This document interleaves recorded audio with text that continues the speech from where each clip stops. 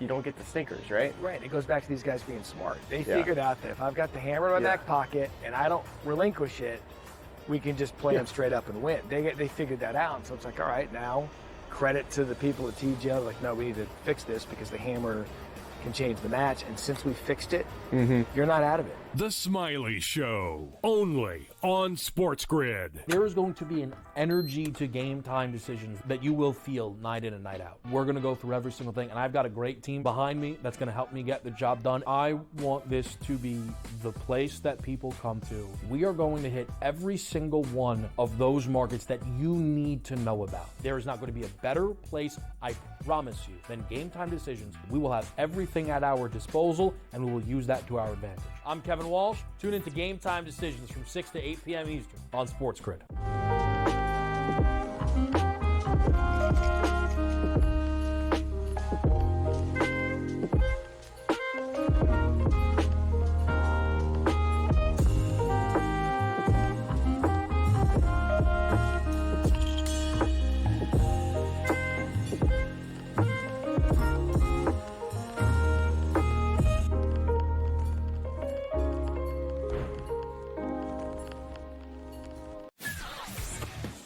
Off of the combine this weekend, there's been lots of anonymous sources and position coaches and all these things that sat down in interviews with him.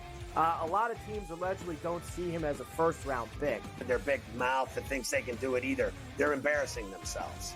They all think they're so smart, everybody in this business. You're all a bunch of drips. Honestly, you don't know who's going anywhere. Pharrell Coast to Coast, only on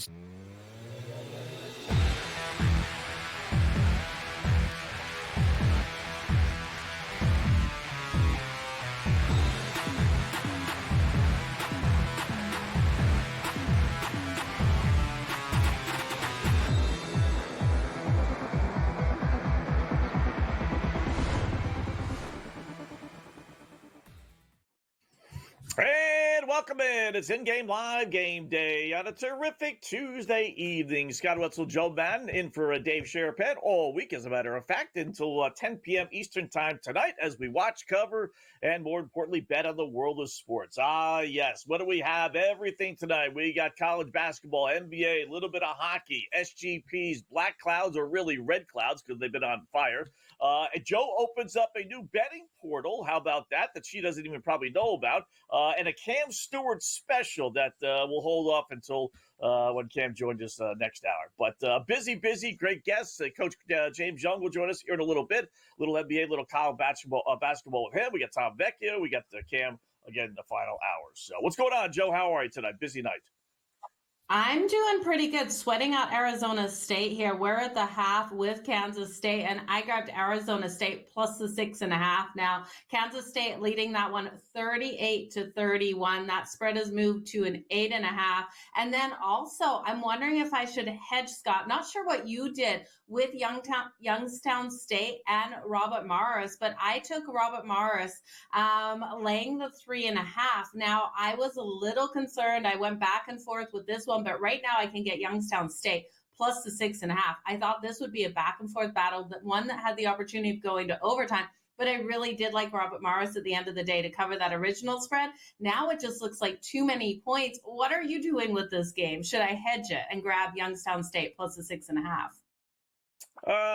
You laid 3.5, so it's up to 6.5. Nah, that's not a big enough hedge for me. Robert Morris is the best team in the conference, so I do think they win. I even think they win. I'd even lay the 6.5. They're up 5 at halftime. They're the best team. Youngstown State's pretty good. They're not, like a 7, 8, 9 seed. They're number 4 seed, but I think Robert Morris does get the win. So I would stick to your guns. And if you didn't want to lay the 6.5, I get it, but I wouldn't hedge, that's for sure. My hedge for me has got to be good.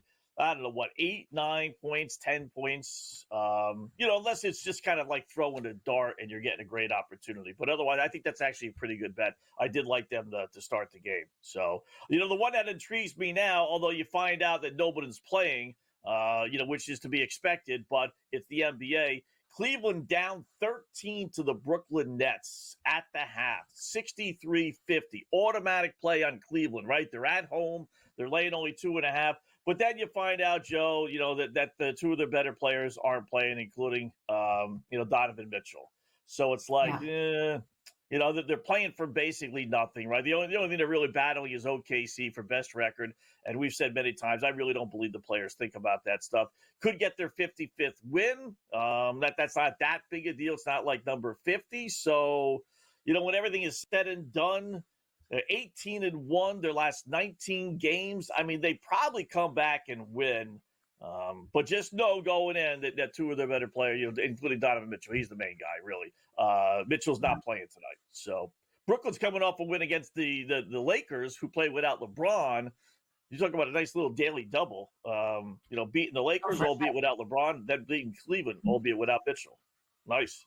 Yeah, it would be great here if they're able to do that. I grabbed them plus the 17.5. There was no way I was laying Cleveland, laying the 17.5 going into this one. So I'm really happy in the position that I got into, and I'm not willing to even lay the 2.5 with Cleveland. I was looking at the numbers when it was 4.5, but looking at who's out, who's not on the court. Is Brooklyn going to get the win here, Scott? It's not enough on that money line at plus 124. I wish I had sprinkled when they were plus 17.5, but I didn't even think to do so. Now, could Cleveland just win this by 5 or 6 at the end of the day? Absolutely, they could. I do think it goes over that total 221.5 live right now, though. That's coming in at minus 114. And then we have the Pistons up 63-48. Over the Wizards. Did you do anything coming into this one? That spread has moved to 19.5 with these teams. Now, Detroit was laying right around 14 coming in to this, and Washington, the Wizards are just a really hard team to back.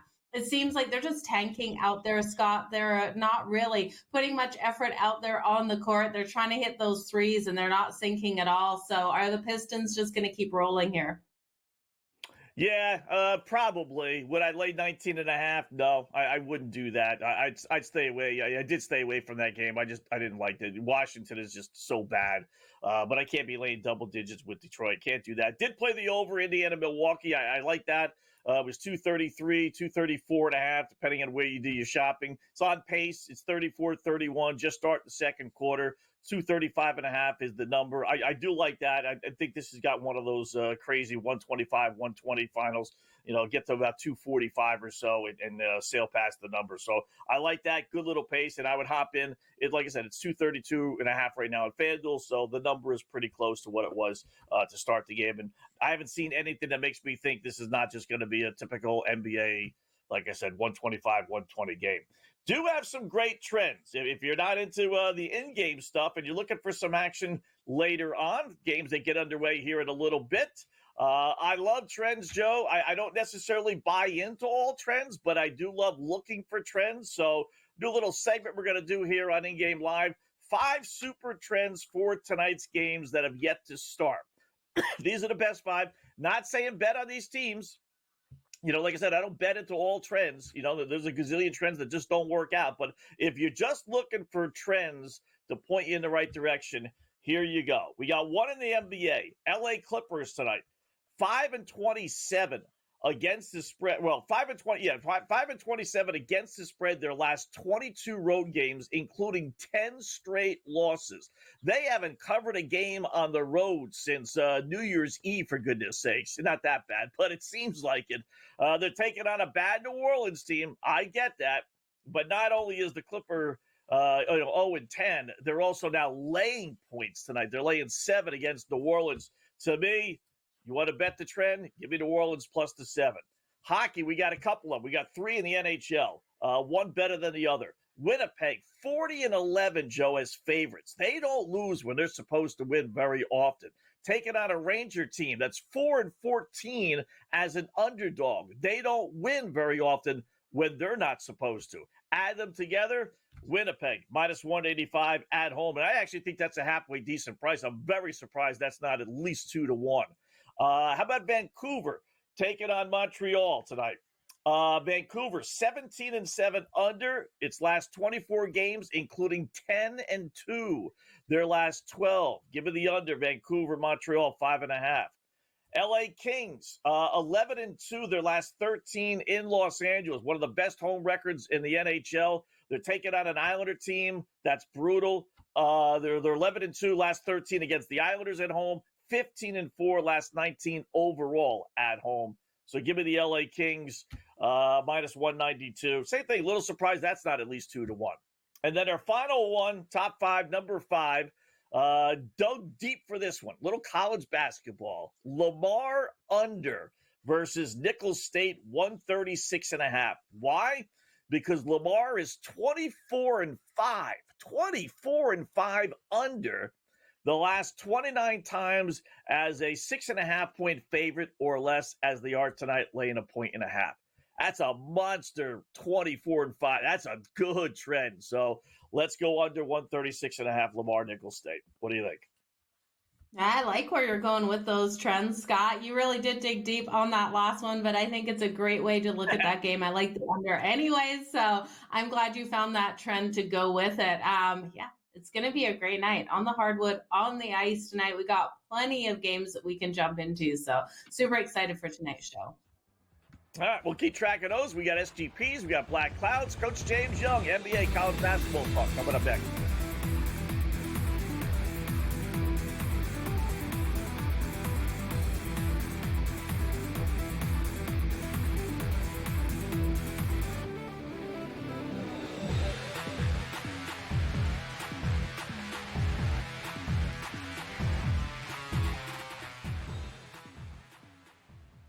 So my team didn't win this weekend, but I still did with this app that's taking over the game. Sports Millions Pick'em lets you make quick and easy predictions. Pick your favorite players, go higher or lower, and you can still win big even if your team loses. Plus, the multiplier is insane. With just a few picks, you can win big money. So get on it. They've got a welcome bonus to help you start off your winning streak.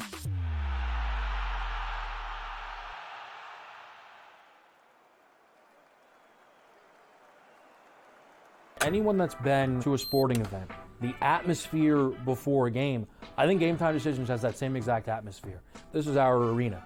This is what we do. There is going to be an energy to Game Time Decisions that you will feel night in and night out. The excitement you get when you lock your bets in, when you're figuring out what you want to do, we can zone in on the biggest games each night. I want this to be the place that people come to before the game starts so they feel as ready as possible to lock in their cards. We are going to hit every single one of those markets that you need to know about. We're going to go through every single thing, and I've got a great team behind me that's going to help me get the job done. There is not going to be a better place, I promise you, than Game Time Decisions to get that new information, react to it, and be able to then bet accordingly. We will have everything at our disposal, and we will use that to our advantage. I'm Kevin Walsh. Tune into Game Time Decisions from 6 to 8 p.m. Eastern on SportsGrid.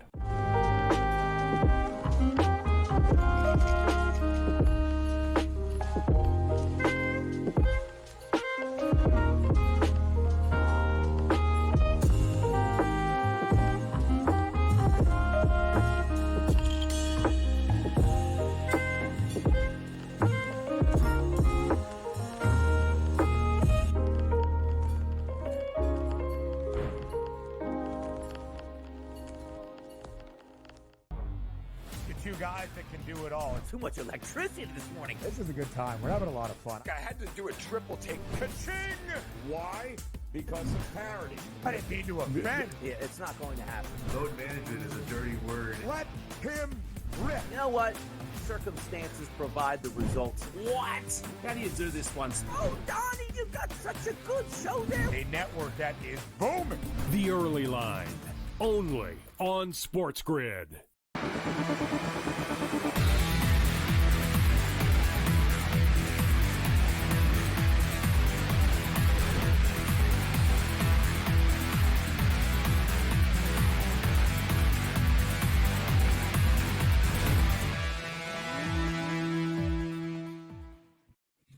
And welcome back in Game Live, Game Day here on the grid. Just getting underway. Scott and Joe Madden until 10 p.m. Eastern time. Full slate of action, including some NBA, some college basketball. So what better guy to bring on board our good buddy, the coach, James Young. What's going on, Coach? Got a super betting opportunity here. We'll start in the NBA. Joe and I talked about it before. I know there's no Donovan Mitchell, no DeAndre Hunter, but the Cleveland Cadavers at home, down big, 13 against the Nets, laying only 2.5. Did we not jump on Cleveland? I just did. I mean, I know it's. I just did minus 150 on the money line. If they come back, I just look at a situation where both teams they have the rest advantage, right? The Nets are on a back-to-back. They had to travel into Cleveland. At some point, their legs give out. And then I remember saying this to you guys during the commercial break. There was a game that they played a couple of weeks ago. If I'm not mistaken, it was against Oklahoma City. I got to find the game. It was at home, and they lost 129-121. You're like, oh, this is not a big deal. The Nets were up by 15 at the break. They were up by 20-something at some point in the second quarter, and they blew the game. I just think the Nets will turn into a pumpkin at some point. I don't care about no Mitchell. I don't care about no DeAndre Hunter. Minus 150, I jumped in. Cleveland Cavs on the money line to get the win tonight. Okay, I'll have faith in you, Coach, and I'll tail that one for them to come back because I did have the Brooklyn Nets going into it plus the 17.5. What about this game that we've just seen tip off here between the LA Clippers and the New Orleans Pelicans? The spread has moved just slightly. Actually, it's coming back up. We were getting a 3.5 with the Clippers. They were a 6.5 point favorite going into this game. What did you do with this one? Yeah, I thought this was a stay away game until I got it down to about 3.5. 3.5, 2.5. If I can get on the money line, that's what I go ahead and do. So to me, right now it's at 5.5. Scores 12-7. I'm going to just really watch this closely, and if I can get it at 2.5, same thing like Cleveland, I'm going to jump it at some point because when you start looking at it, Joe, you got to start looking at it as teams also in positioning for the draft, right? There are three main people, right? Flagg, Ace Bailey, and Dylan Harper. Right now, New Orleans is in the 4 slot right now with a 12.5% chance of winning the lottery. I think teams are going to start going south a little bit. So to me, I'm going to let this come back. Right now it's 16-7, 15-7. If I get a stop and a score by the Pelicans and that thing goes to 2.5, I'm jumping on the money line. I'm going to go ahead and I'm going to take the Clippers to get the win outright. All right. Last NBA game before we get to the College Board, Coach. Indiana leading Milwaukee 47-36. Kind of a moment of truth game for the Pacers. They've lost 3 in a row, including back-to-back to Atlanta. Then they followed that up with a loss yesterday to Chicago, albeit all 3 on the road. But, man, you're getting Greek. Freak, who's really not Greek, and Damian Lillard tonight. Bucks are down 11, getting 4.5. Any thoughts? Yeah, that I'm staying away from that one. I liked Milwaukee until I heard that Tyrese Halliburton was in the lineup. Remember, Tyrese Halliburton missed the last couple of games. So I kind of stayed away. Interesting spot here. Teams don't like each other. Remember the playoffs last year? These teams are fighting 4-5 right now with a chance to maybe see if they can catch and pass the next 3 seed. I'm going to stay away here. If anything, this total gets to a juicy spot, I think the game may open up offensively in the second half. Okay, let's turn to college basketball. We do have Syracuse up on Florida State right now. Florida State was the favorite coming into this. Syracuse leading 17-10. Is this a nice spot to come back in on Florida State? The money line's coming in at plus 122. This total sitting at 148.5, Coach. Yeah, it's right now at a plus 110. Shop around on this. So yeah, I had liked Florida State, Joe, going into this matchup minus the 3.5. So if this is a perfect opportunity to get them on the money line at plus money, depending on what book you look at. So I would take a look at that. Also, I would take a look at UNC Wilmington. It's only a 5 to Delaware. Okay, Delaware was god awful, Joe, going into this tournament in the CAA. They're in their 5th game in 5 nights. At some point, the dam is going to break. Like at some point, as a coach, and you're trying to shorten the game. They're keeping this game really tight. It's 39-34. It's 9.5. It's kind of what it was pregame. I may jump in and take UNC Wilmington to go ahead and get the win in the cover, win by double digits. Best game on the board later on tonight, WCC final. I'm sure both teams are going to get in, but you got Gonzaga, which has lost twice, Coach, to St. Mary's as the 3.5 point favorite. So you should know where I'm going with this as a coach. There's nothing harder to do. No, nothing harder to do than to beat a team 3 times when you're that close. I've seen it so many times. You can look at the women's Big Ten tournament and look at how USC beat UCLA both times, and UCLA turned around and wins. I know it's minus 3.5. Great Mike, big game. Minus 3.5. I'm going to go ahead and take Gonzaga to go get the win and the cover. Okay, so if they're winning this, Coach, are they pushing it over that total of 139.5? Yeah, it's been coming down, right? The total's been coming down, and they've been playing it around that pace. And to me, I think you'll get the offense will open up a little bit. I also think if you get the foul game down the stretch, stop clock, extra possessions, free throws, I think the game goes over, Joe. Any of these other games? We got about a minute or so left, so I'll just throw it out there. Any of the other games that are on the board tonight that you like? No, there's nothing I really like tonight. Tomorrow, really quickly, there's two teams that really need to win to go ahead and look at getting into the tournament. Number one is Arkansas on the money line. I like them. Remember what South Carolina did to them a couple weeks ago? Absolutely embarrassing them. I think Cal gets payback. And then my team, oh boy, Villanova versus my other team, Seton Hall, minus 10.5. Kevin roped me in. He roped me in, guys. I think Nova's going to make a little bit of a run. Give me Nova minus 10.5 tomorrow night at 9:30 at MSG. Any players you have circled there, Coach, to really make a huge impact for them? Yeah, I think for me, it's Eric Dixon, leading scorer in the country, 24 points a game, going against a freshman. Eric Dixon should be able to eat. He gets to his spot with his left hand. He'll be able to score it well.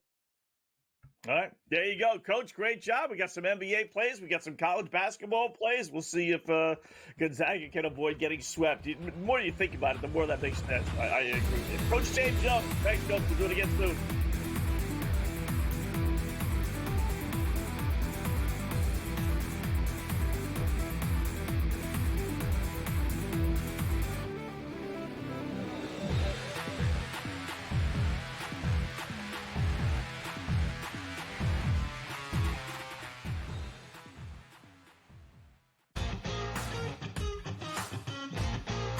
It's made every match so much more enjoyable to watch because you don't get the stinkers, right? Right. It goes back to these guys being smart. They figured out that if I've got the hammer in my back pocket and I don't relinquish it, we can just play them straight up and win. They figured that out. And so it's like, all right, now credit to the people at TGL. Like, no, we need to fix this because the hammer can change the match. And since we fixed it, you're not out of it. The Smiley Show, only on SportsGrid. There is going to be an energy to game time decisions that you will feel night in and night out. We're going to go through every single thing, and I've got a great team behind me that's going to help me get the job done. I want this to be the place that people come to. We are going to hit every single one of those markets that you need to know about. There is not going to be a better place, I promise you, than Game Time Decisions. We will have everything at our disposal, and we will use that to our advantage. I'm Kevin Walsh. Tune into Game Time Decisions from 6 to 8 p.m. Eastern on SportsGrid.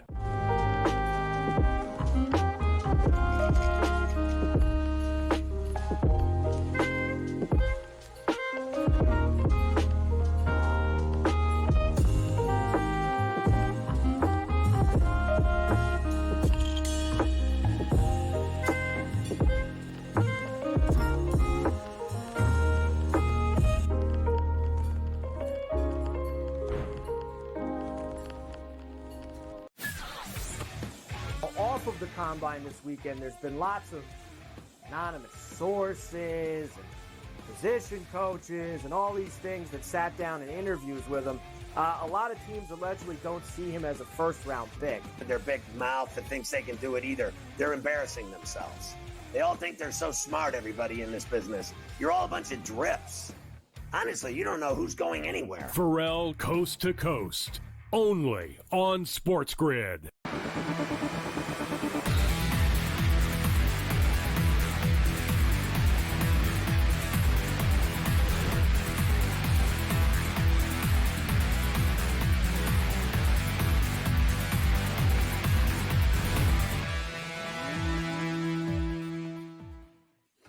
Hi, welcome back. It is In-Game Live Game Day here on the grid. Thanks to Coach James Young joining us there for a couple of moments, as he does from time to time.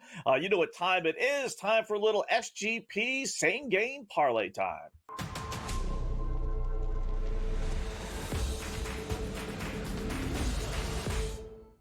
All right, Joe, I'll go first. This is a no-brainer to me. You're going to have to wait until 10:30 before they drop the first puck, but it is what it is. LA Kings hosting the New York Islanders. I got burned with the Islanders the other day when I thought they would have a little San Jose Anaheim back-to-back win, and then they lost horribly the next day to Anaheim. So you know what? I'm done with the Islanders. Kaput, no more. So let's grab the LA Kings. Going to have them win in regulation, -125.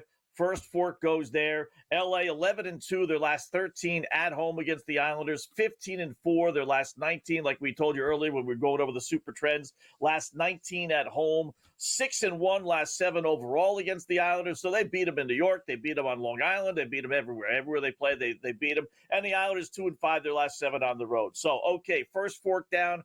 Islanders lose in regulation. Kings are the play, -125. Going to go under 5.5 just because, LA generally is an under team at home.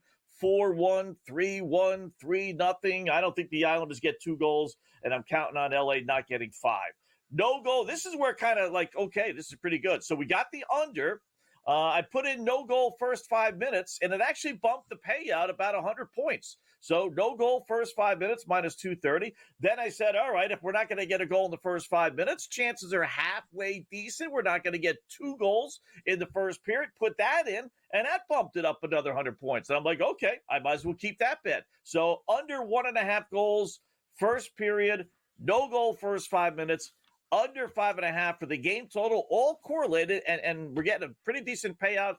Throw the Kings in there, and then the one little just Adrian Kempe, 2 shots on goal or more. He could get that in the first period. I'm not worried about that at all, but it did bump the odds up a little bit. So add it all up, almost 6-1 plus 570 on your SGP parlay, Joe.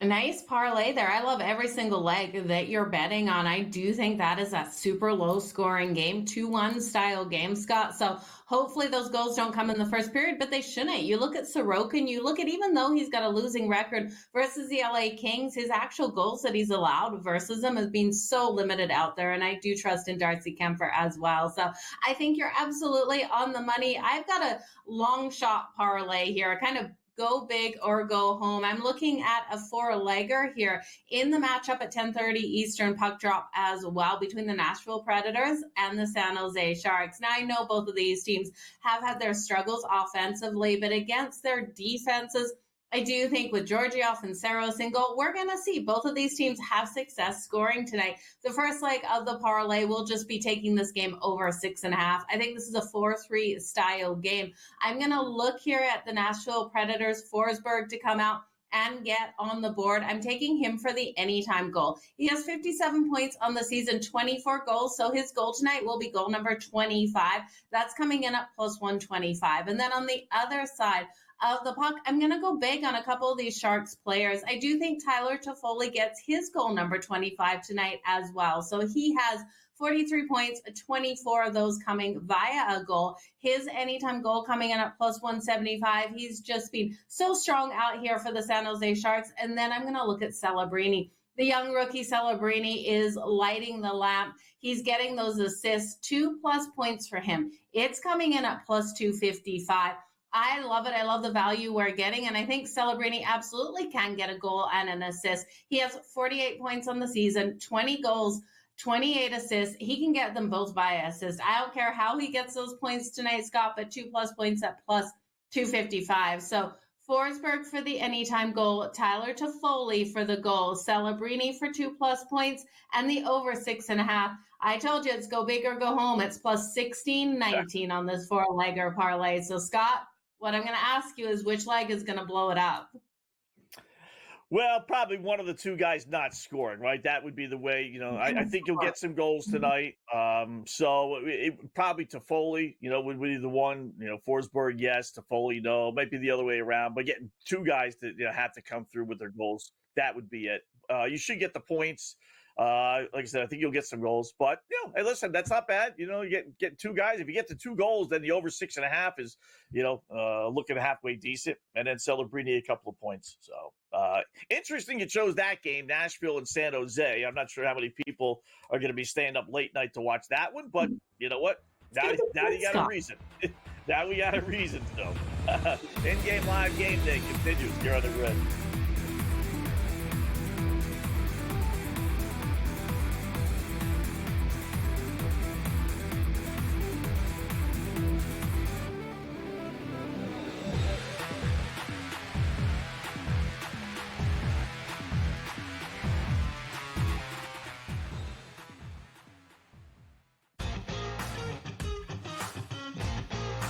It's made every match so much more enjoyable to watch because you don't get the stinkers, right? Right. It goes back to these guys being smart. They figured out that if I've got the hammer in my back pocket and I don't relinquish it, we can just play them straight up and win. They figured that out. And so it's like, all right, now credit to the people at TGL. Like, no, we need to fix this because the hammer can change the match. And since we fixed it, you're not out of it. The Smiley Show, only on SportsGrid. There is going to be an energy to game time decisions that you will feel night in and night out. We're going to go through every single thing, and I've got a great team behind me that's going to help me get the job done. I want this to be the place that people come to. We are going to hit every single one of those markets that you need to know about. There is not going to be a better place, I promise you, than game time decisions. We will have everything at our disposal, and we will use that to our advantage. I'm Kevin Walsh. Tune into Game Time Decisions from 6 to 8 p.m. Eastern on SportsGrid.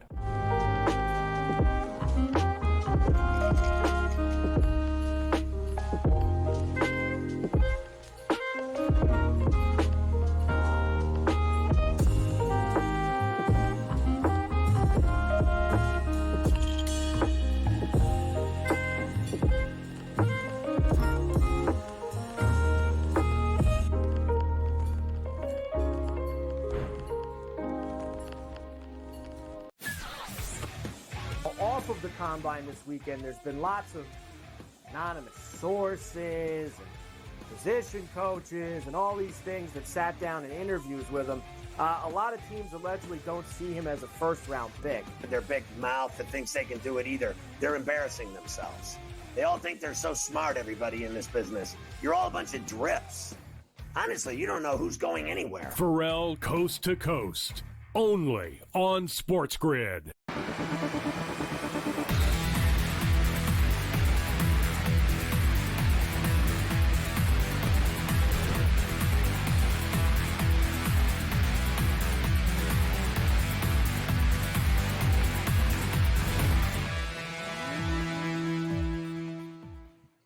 And welcome back in Game Live, Game Day here on the grid, hour number one. Scott and Joe till 10 p.m. Eastern time. Got a full slate of action just to kind of recap things. In the NBA, Joe and I both took a little flyer, although she's got Brooklyn, so she's really sitting pretty with 17.5 to start the game. And now take a little flyer on Cleveland coming back the other way. They're down 9. They just, they're late third quarter, I guess. 4 minutes left to go in the third quarter. So Brooklyn basically maintaining the lead. It was 13 at the half, but it's down to 9, and Cleveland's actually now favorite, down 9. Wow. So, but little flyer on Cleveland. We'll follow that. I got the over Indiana, Milwaukee. That's 226.5 right now. They close out the second quarter, 57-55, just a couple of seconds left. And then we got New Orleans leading the Clippers, who, again, are just atrocious on the road. I wouldn't touch this. Normally, you do when you have a team that's favored that's losing by 9, but not touching that one. So hockey, Joe, the return sort of Brad Marchand back to Boston in Florida, but he's not playing tonight. He's hurt, but still Florida, and I'm sure it's an emotional night just the same. 1-0 Panthers do lead the Bruins late second period. Vegas just scored. It was 2-0 Pittsburgh, but now it's 2-1 Pittsburgh over Las Vegas. And there's the over that I was searching for last night with Ottawa. It's already 3-2 now, late second period against Philadelphia. Over under there was 5.5. That 5.5 stunk last night. They gave you 5.5 again tonight, although I will say that, for a team that's 11-2 over last 13. So just some of the game, busy night in the NHL. Where were you looking tonight? Yeah, such a great night in the NHL. I'm glad that you rode with that over tonight with the Senators and the Flyers. Yeah. Senators on the second night of a back-to-back after a really grueling game in their last one. So they're up 3-2 right now. Live total 7.5. Not sure I'd hit on that, but I do think the Senators end up getting the win. The problem is because they're up 3-2 right now, you really can't bet on them to be able to get things done. They're minus 350 on that money line.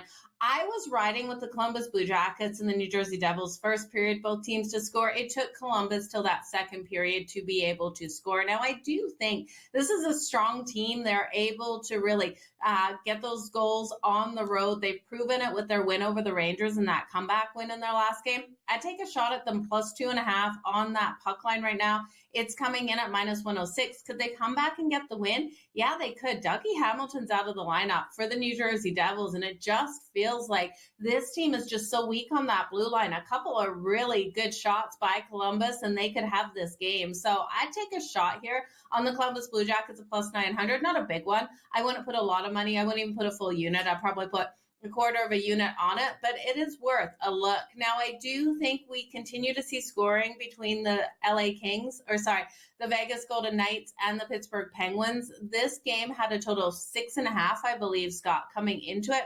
I took it to the over then. We've got a 5.5 right now, minus 106. And then your Bruins. Your Bruins love to play these tight games. They've been able to keep them tight on that puck line. What I did in this one is I waited until Florida went up first, then came back in on the Boston Bruins plus the 1.5 on the puck line at plus 120, because pregame, that plus 1.5, you had to lay the juice on it. So I'm really happy that I've got the plus 1.5 with Boston, and I'm get comfortable sitting there. If you want to live bet it, that total is sitting at 3.5. I think it does stay under that number. And then you mentioned Brad Marchand. Have you seen these interviews with him where it's kind of talked about maybe next season he'll be back in Boston? Like, do you really think that's a possibility? Go to Florida and then back in Boston next season? Yeah. Listen, he's a free agent. I often wonder why more players actually don't do that, whether it's hockey, NBA, whatever the case may be. When you're traded, and you're on a team that, is not going to make a serious run, or in the case of the Bruins, probably not even make the playoffs, right? And you tell the GM, listen, you know what? I'll tell you what, trade me to team XYZ. Go get some prospects. Go get a couple of decent players, maybe. I'll go make a playoff run, in this case with Florida. And then in the offseason, I'll re-sign with you guys. And this way, I'm getting a chance to further my career, maybe get another cup. You're actually helping the team, and we'll start fresh all over again. I mean, it does make some sense. It really does. But, if it was a stalemate in the negotiations, as it does appear to be, I don't know why Boston would give in or Marchand would give in. Maybe Marchand really wants out and just wants another run at a Stanley Cup. And he's willing to do it this year and then go back to Boston next year. Kind of weird. He would have won the Nations 4, Joe, with Canada.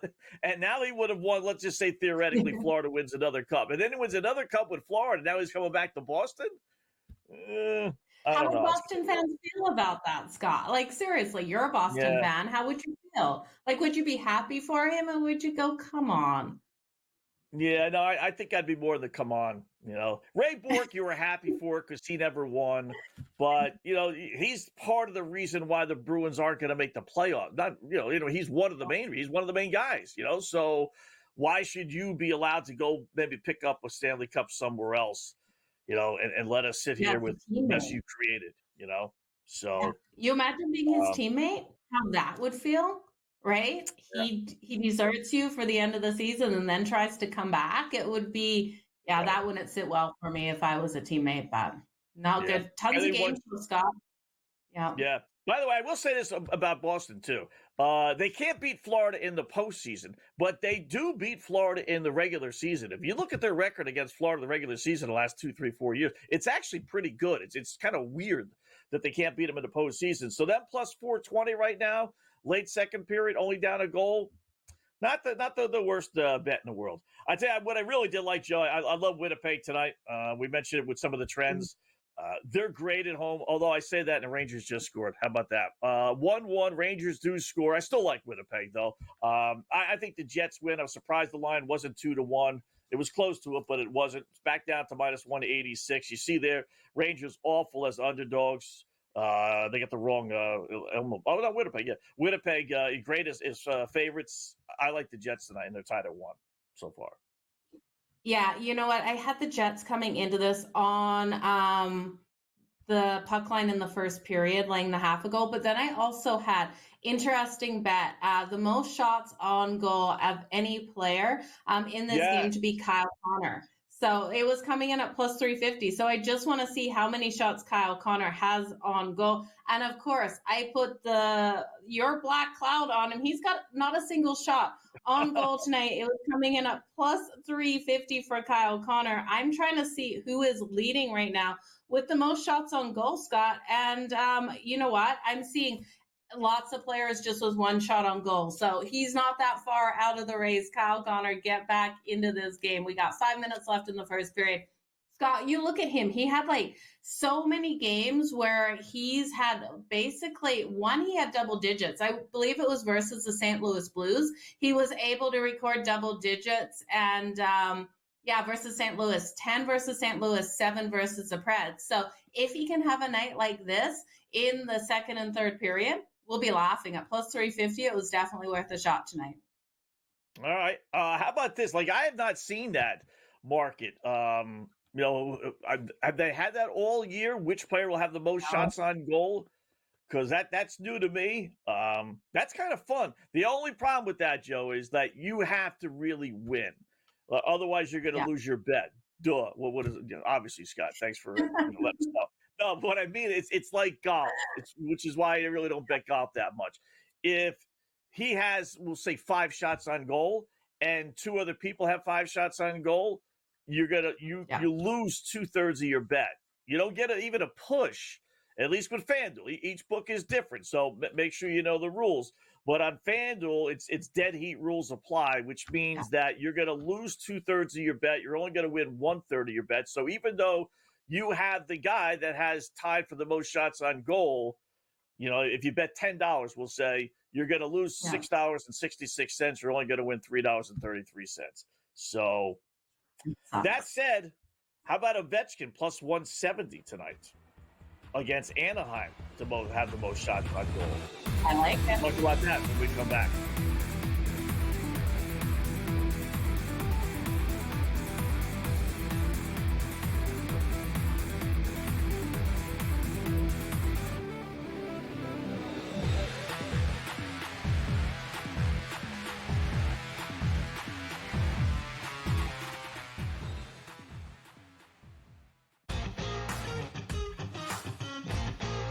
It's made every match so much more enjoyable to watch because you don't get the stinkers, right? Right. It goes back to these guys being smart. They figured out that if I've got the hammer in my back pocket and I don't relinquish it, we can just play them straight up and win. They figured that out. And so it's like, all right, now credit to the people at TGL. Like, no, we need to fix this because the hammer can change the match. And since we fixed it, you're not out of it. The Smiley Show, only on SportsGrid. There is going to be an energy to game time decisions that you will feel night in and night out. We're going to go through every single thing, and I've got a great team behind me that's going to help me get the job done. I want this to be the place that people come to. We are going to hit every single one of those markets that you need to know about. There is not going to be a better place, I promise you, than Game Time Decisions. We will have everything at our disposal, and we will use that to our advantage. I'm Kevin Walsh. Tune into Game Time Decisions from 6 to 8 p.m. Eastern on SportsGrid.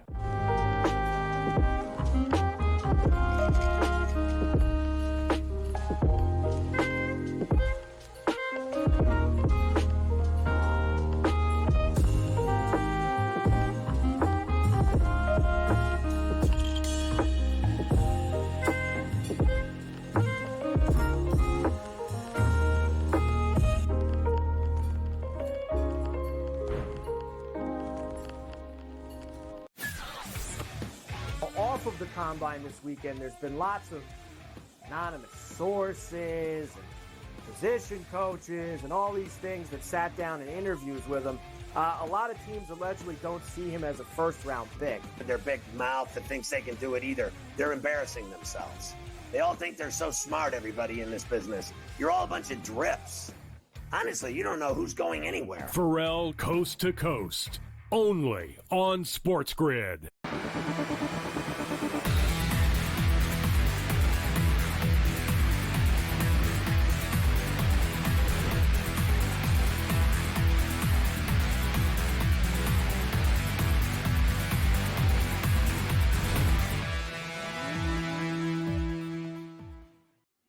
And welcome back in Game Live, Game Day here on the grid. Scott and Joe checking out a little NHL before we go back to the NBA board, a little college basketball as well. So NHL, Joe, some other games underway. First, the second period, actually, after one. Colorado and Minnesota are scoreless. Colorado going for their 7th straight win, playing terrific hockey, obviously. Minnesota, they lost the game the other night that killed me. One of my parlays, I forget who it was. Pittsburgh. Yeah, thanks for nothing, Pittsburgh. So Colorado 6 straight wins, 10-3 their last 13. Minnesota only 2-5 their last 7. Who'd you like in this one, if anything? Right now, it's basically the same line it was. Colorado favored by a little bit more, minus 156 in a scoreless game, with an over-under of only 3.5 after one. That's a minus 148, but that's a halfway decent 3.5 with 2 periods left to go. Really? Yeah, it's a low number, right? They adjusted that one really quick. But when you look at the goaltending, Blackwood versus Gustafson, I understand why. Now, in this one, I lost out on Colorado first period on that puck line laying a half a goal. I took that at plus 144. But I also came in on the Minnesota Wild under 2.5 goals in this one. I think this team is just struggling way too much to score, Scott. So I don't have faith. So when I look at that 3.5, for me, it's got to be the Avs that would score those goals. So can we count on one out of the Wild? I'm just not sure if they're going to be able to score in this game. I'm actually wondering if they're going to give us Mackenzie Blackwood for the shutout here. And I'm not seeing it. I'm just seeing the overtime bet on FanDuel right now. I think he has every possibility of getting the shutout. I don't trust the Wild offensively with what we've seen out of them. Now, if someone is going to score for the Wild, it's Matt Boldy. Matt Boldy has been playing nice and strong. He's coming in at plus 300. Colorado's on the second night of a back-to-back. Nathan McKinnon got to point number 1,000 last night. But between McKinnon and Natchez, you got Brock Nelson here, Atari Lenkican. You've got strong players for Colorado. They should get the win. I'm thinking it's got to be Colorado laying a goal and a half right now, Scott, because if we lay the goal and a half with Colorado, they get 1 goal and then they get the empty netter. It's going to be a sweat, minus 1.5 at plus 195. Yeah, it was sweat last night against Chicago, but they ended up scoring 3 goals in the third period. And they pulled away and won 3-0. So yeah, that maybe the 3.5, maybe that's it. Maybe that is the way to go. So Carolina, Tampa Bay, one of the better games on the night. Can Carolina complete the daily double, beating Winnipeg and now coming back and beating maybe Tampa Bay up 1-0? Lightning getting plus 220 right now. That's halfway decent. They're 10-2 their last 12. Carolina terrific at home as they always are. 25-7 last 32 at home, and they've actually won 5 of their last 6. So they may have botched things up, Joe, with the Rantanen thing, but they're still playing pretty good hockey. But I would take, and I did take Tampa Bay before the game, and I would double down now, getting plus 230 now with 11.5 minutes left to go in the second period. That's a pretty good number. Yeah, we're seeing this game exactly the same way. You look at Tampa Bay and they've had those struggles as a road dog, but this team, they were on such a hot streak. Vasilevsky was playing great, and the inconsistencies of Carolina is just something that I don't trust here. So with the Tampa Bay Lightning down, give me them at plus 230. Now, the one thing to worry about is they were shut out in that last game versus the Bruins, but I do think, I expected them to come out strong in the first period. I expected the money line to cash in the first period for Tampa. They're going to find a way here to score on the Carolina Hurricanes as this game goes on. They're going to be too hungry to get that goal on the board, Scott. So grab them plus 230 now. And then I think this stays under that total because you look at the total 4.5. It's too high, Scott. Minus 125 to the under. All right. Got some pretty good teams around the NHL that are underdogs right now, right? I mean, you got Boston, not that they're great, but at least they're at home, only down 1-0. You got Vegas, obviously a very good team, getting almost 2-1 against Pittsburgh. You got Philadelphia, well, not great, obviously, but at least they're at home, down just a goal, getting 3-1, heading into the third against Ottawa. Got Tampa Bay, as we're talking about here. So some halfway decent plays if you like looking for the favorites to be trailing in their games. They just got it locked up. Carolina, Tampa Bay. Let's see if we got a goal or more than likely a power play maybe coming up. So I hope Tampa goal, Scott. Yeah, we can hope. We can hope. We can.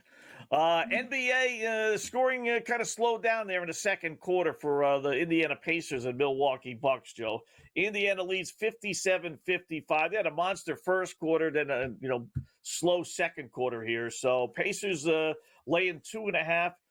Excuse me. The over-under is at 226.5, down about 7 points from the original number, 232.5, 233.5. You got 112, so it's not like it was an awful first half, but I was kind of hoping for a little bit more. Yeah, I was hoping for a little bit more as well. I wrote that over 232.5 coming into this game. So looking at this, I did look at Pascal Siakam over his points. I'm drawing a blank on what his points was, but last night he was really limited. I think he was only able to get 13 points on the board. I expected kind of a bounce back for him. He's got 16 points already, that live number coming in at 27.5. And I think that's pretty close to what it was. I believe it was 25.5. So I still think Pascal in the second half can go over the 27.5. I just think this is a higher scoring game. Now, Giannis is his number too low, Scott. He's at 28.5. I think it was 29.5 going into the game. He's got only 12 on the board, but he definitely can get there. We know he's so solid at sinking those baskets. Yeah, and they're giving you 28.5 now, so pretty close to the number it was to start the game, right at 12. Close game, not quite as high as scoring as I anticipated or hoped. But I would go with the over. How about Lillard? He's got 2 points. They're giving you 13.5. Wow. Giannis might not get to 30 or 29, but I would think Lillard would get to 14, right? Let me see what his shooting. What is he not shooting at all, or is he just shooting lousy? Which one is it with Damian Lillard here? We'll check in a second. It's got to be one of the two, right? So Lillard is 105, so he's not shooting at all. 0 of 2. Yeah. Guy plays 17 minutes. He's got 5 lousy shots, huh? I would think he's a veteran. Maybe he was just kind of chilling out a little bit first half. I like Lillard over 13.5 points. I do. That's where I would go with that game. All right, in-game live continues here on the grid with our Black Cloud play today.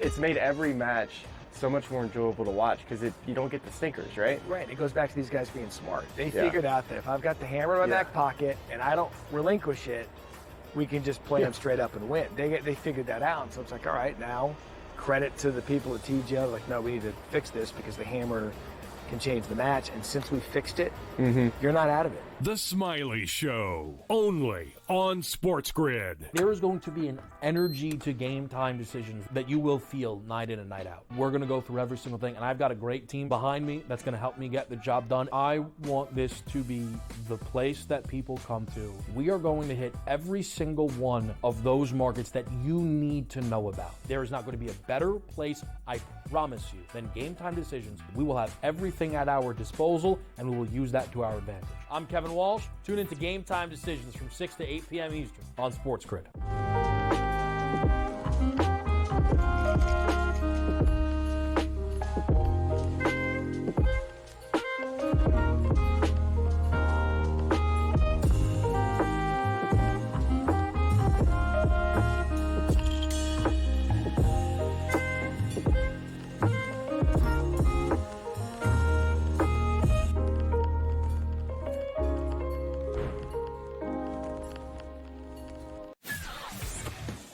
Off of the combine this weekend, there's been lots of anonymous sources and position coaches and all these things that sat down in interviews with him. A lot of teams allegedly don't see him as a first-round pick. Their big mouth that thinks they can do it either. They're embarrassing themselves. They all think they're so smart, everybody in this business. You're all a bunch of drips. Honestly, you don't know who's going anywhere. Pharrell Coast to Coast, only on SportsGrid.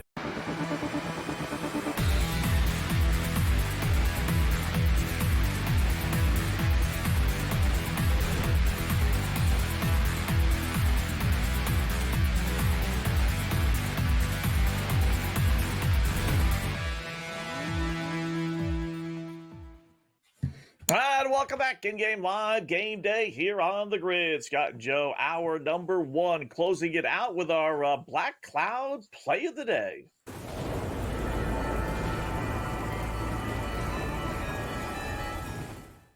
All right, we hit easily. Well, not easily, but we hit like we thought we were going to hit last night with the over Gonzaga and San Francisco. In that, one of the ways we thought it might go over, Joe, is that there'd be a ton of points scored in the final minute and a half, 2 minutes, because San Francisco's a bubble team and they would never give up. And it was just a classic. We were just dead on.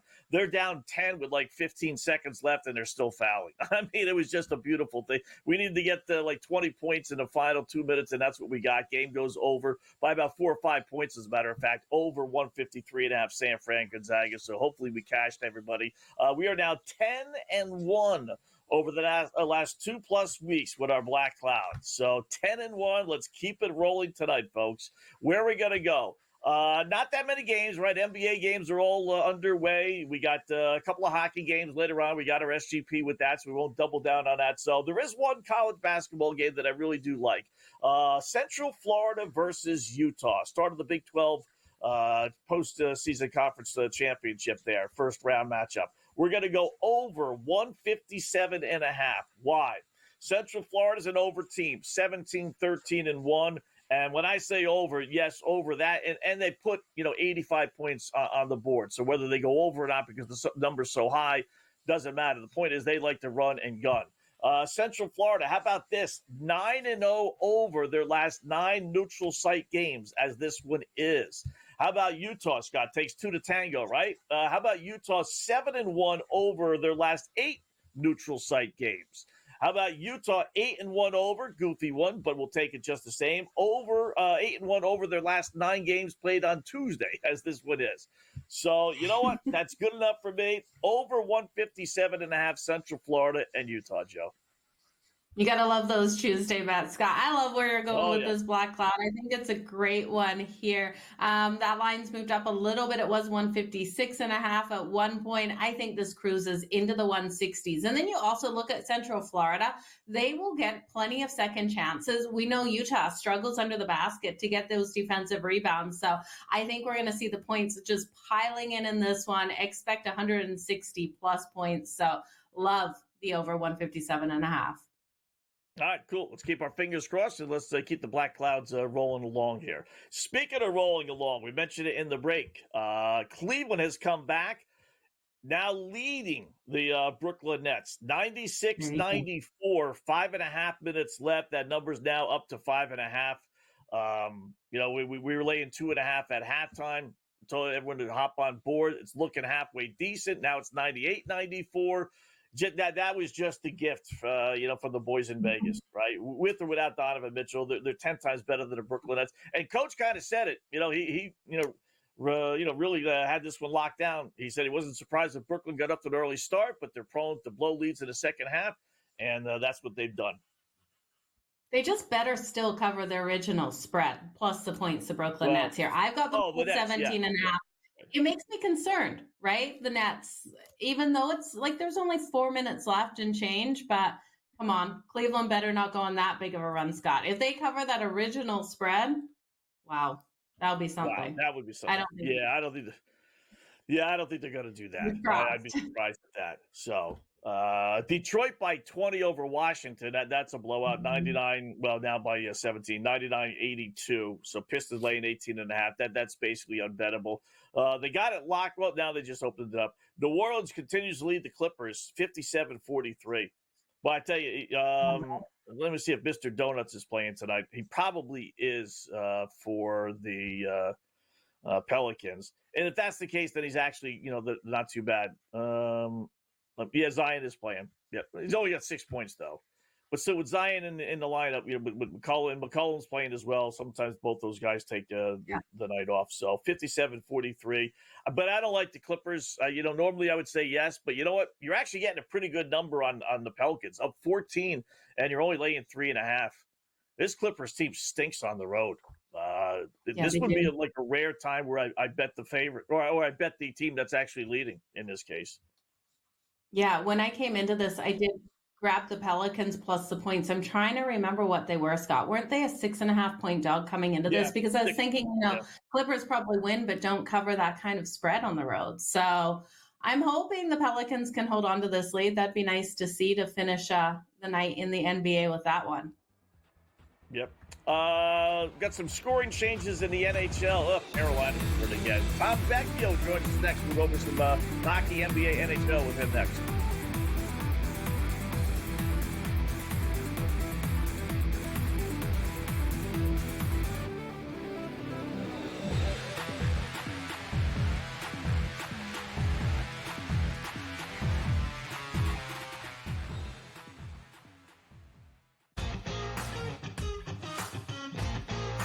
It's made every match so much more enjoyable to watch because you don't get the stinkers, right? Right. It goes back to these guys being smart. They figured out that if I've got the hammer in my back pocket and I don't relinquish it, we can just play them straight up and win. They figured that out. So it's like, all right, now credit to the people at TGL. Like, no, we need to fix this because the hammer can change the match. And since we fixed it, you're not out of it. The Smiley Show, only on SportsGrid. There is going to be an energy to game time decisions that you will feel night in and night out. We're going to go through every single thing, and I've got a great team behind me that's going to help me get the job done. I want this to be the place that people come to. We are going to hit every single one of those markets that you need to know about. There is not going to be a better place, I promise you, than game time decisions. We will have everything at our disposal, and we will use that to our advantage. I'm Kevin Walsh. Tune into Game Time Decisions from 6 to 8 p.m. Eastern on SportsGrid.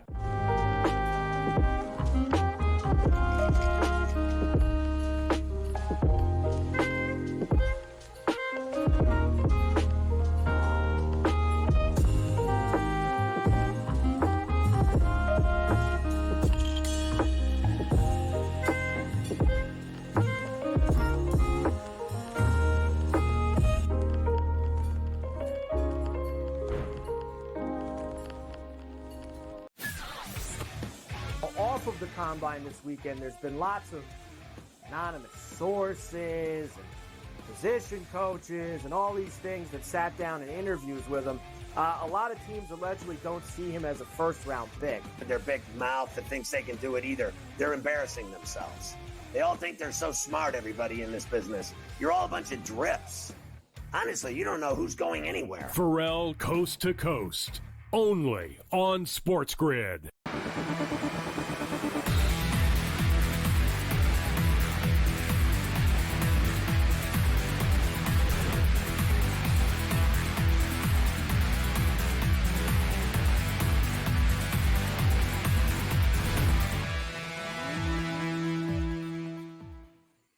And welcome in. It's in-game live game day. Hour number 2 of our 2-hour extravaganza. Scott Wetzel, Joe Madden until 10 p.m. Eastern time. We got NBA, we got NHL, we got college basketball. Got plenty of great guests, including our next guest, Tom Vecchio, who you see and hear all the time here on the grid.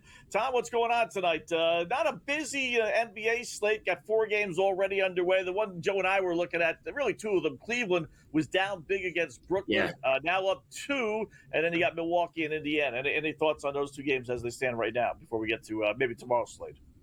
No, this is, I think, what we should be expecting from Brooklyn at this point. It's like, even if they get up a little bit, I think you should be looking to fade these teams if you get favorable numbers. Like you guys were talking in the last segment, like you got, what'd you say, it was 2.5 at halftime, right? Whether it's a team like Brooklyn or maybe not the Wizards, just because we know the lines are, but maybe some of those fringe teams like Atlanta, like we know their eyes are headed towards next year. So if you get a favorable line at halftime, like push comes to shove, we know that a team like Cleveland, like Milwaukee, Boston, they're going to take care of business when it's all said and done. So jump on those favorable lines when you can get them, because it's not often.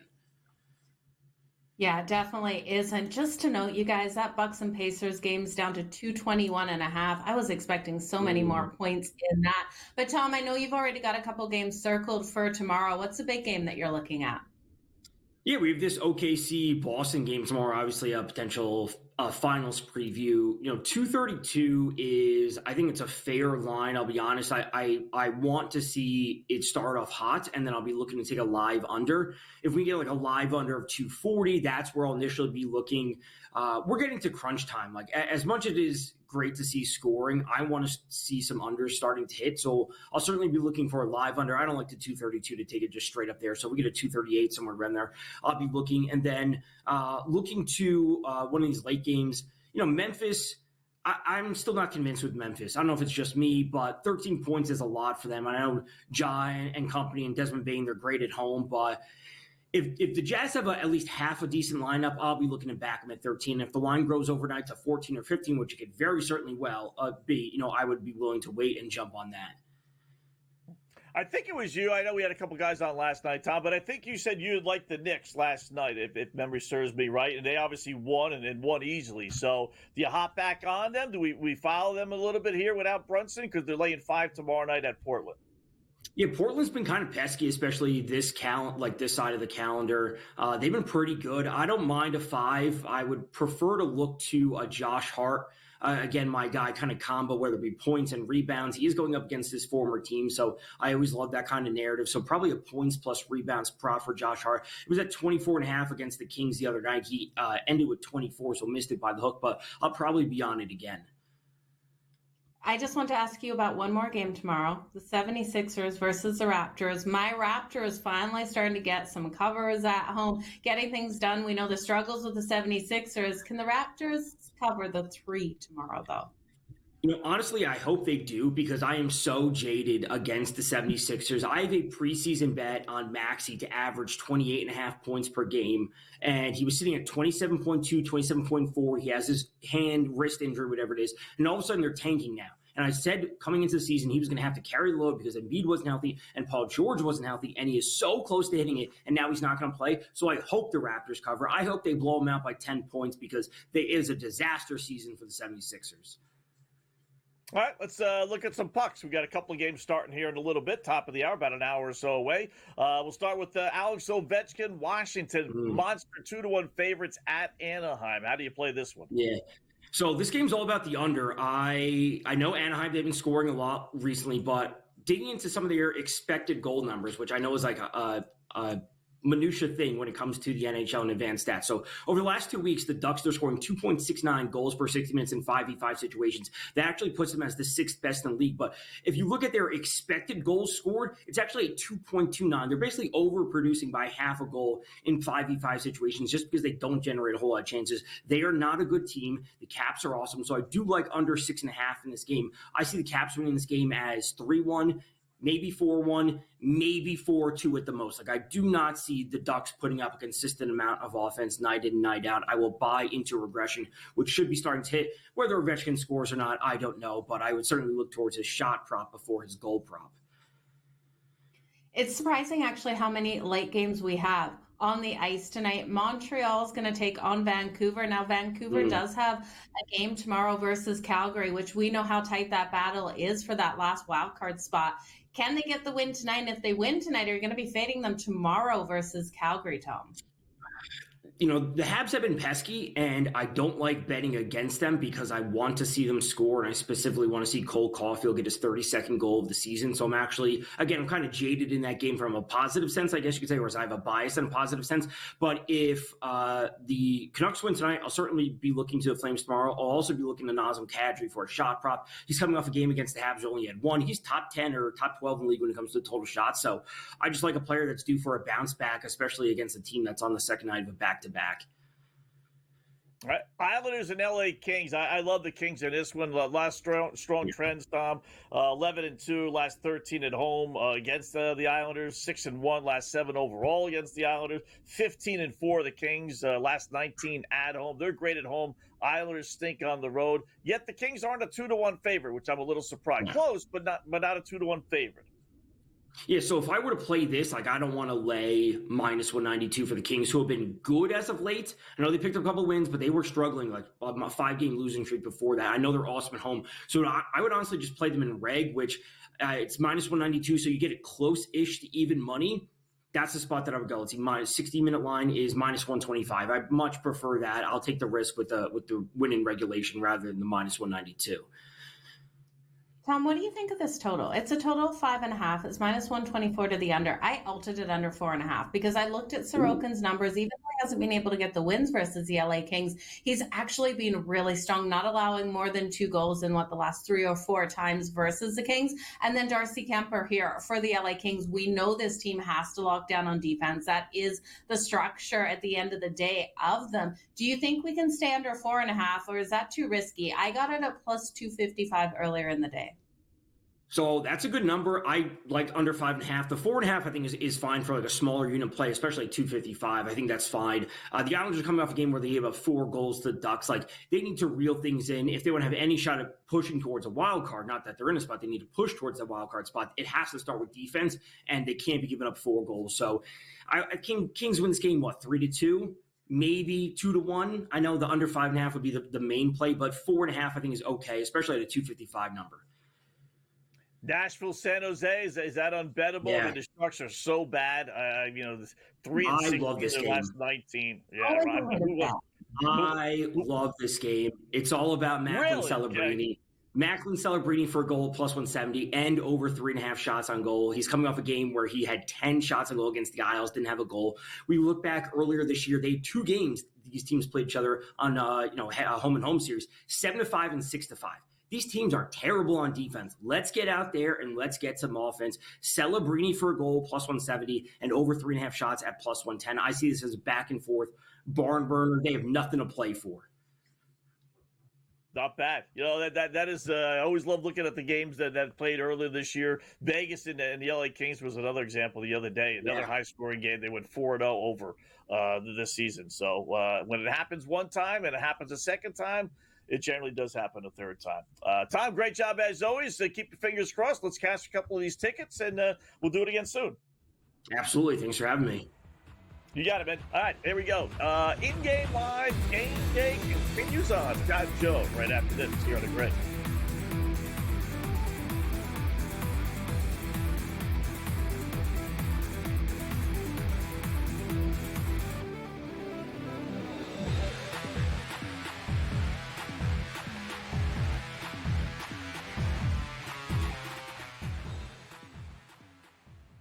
So my team didn't win this weekend, but I still did with this app that's taking over the game. Sports Millions Pick'em lets you make quick and easy predictions. Pick your favorite players, go higher or lower, and you can still win big even if your team loses. Plus, the multiplier is insane. With just a few picks, you can win big money. So get on it. They've got a welcome bonus to help you start off your winning streak.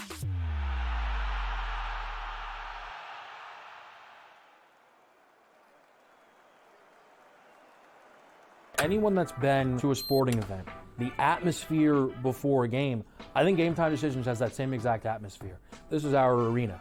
This is what we do. There is going to be an energy to Game Time Decisions that you will feel night in and night out. The excitement you get when you lock your bets in, when you're figuring out what you want to do, we can zone in on the biggest games each night. I want this to be the place that people come to before the game starts so they feel as ready as possible to lock in their cards. We are going to hit every single one of those markets that you need to know about. We're going to go through every single thing, and I've got a great team behind me that's going to help me get the job done. There is not going to be a better place, I promise you, than Game Time Decisions to get that new information, react to it, and be able to then bet accordingly. We will have everything at our disposal, and we will use that to our advantage. I'm Kevin Walsh. Tune into Game Time Decisions from 6 to 8 p.m. Eastern on SportsGrid.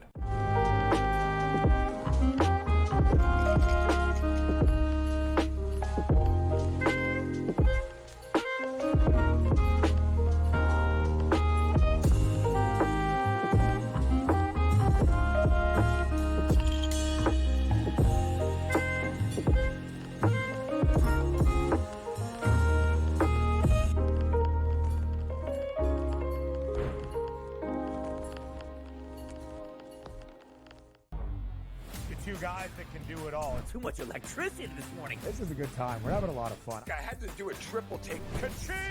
Why? Because of parity. I didn't mean to offend. Yeah, it's not going to happen. Load management is a dirty word. Let him rip. You know what? Circumstances provide the results. What? How do you do this once? Oh, Donnie, you got such a good show there. A network that is booming.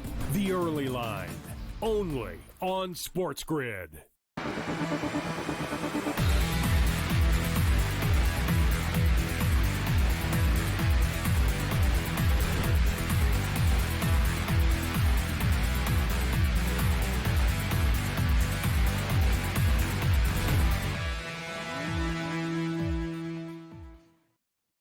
And welcome back. It is in-game live game day here on the grid. Scott and Joe, hour number 2. Thanks again, Tom Vecchio, for joining us. Seeing here all the time here on the grid. Hopefully providing us a couple of winners for either today or tomorrow with some of the games that we discussed, Joe. So let's go back to the NBA board since there's only a couple of games. We'll just zip through that real quickly.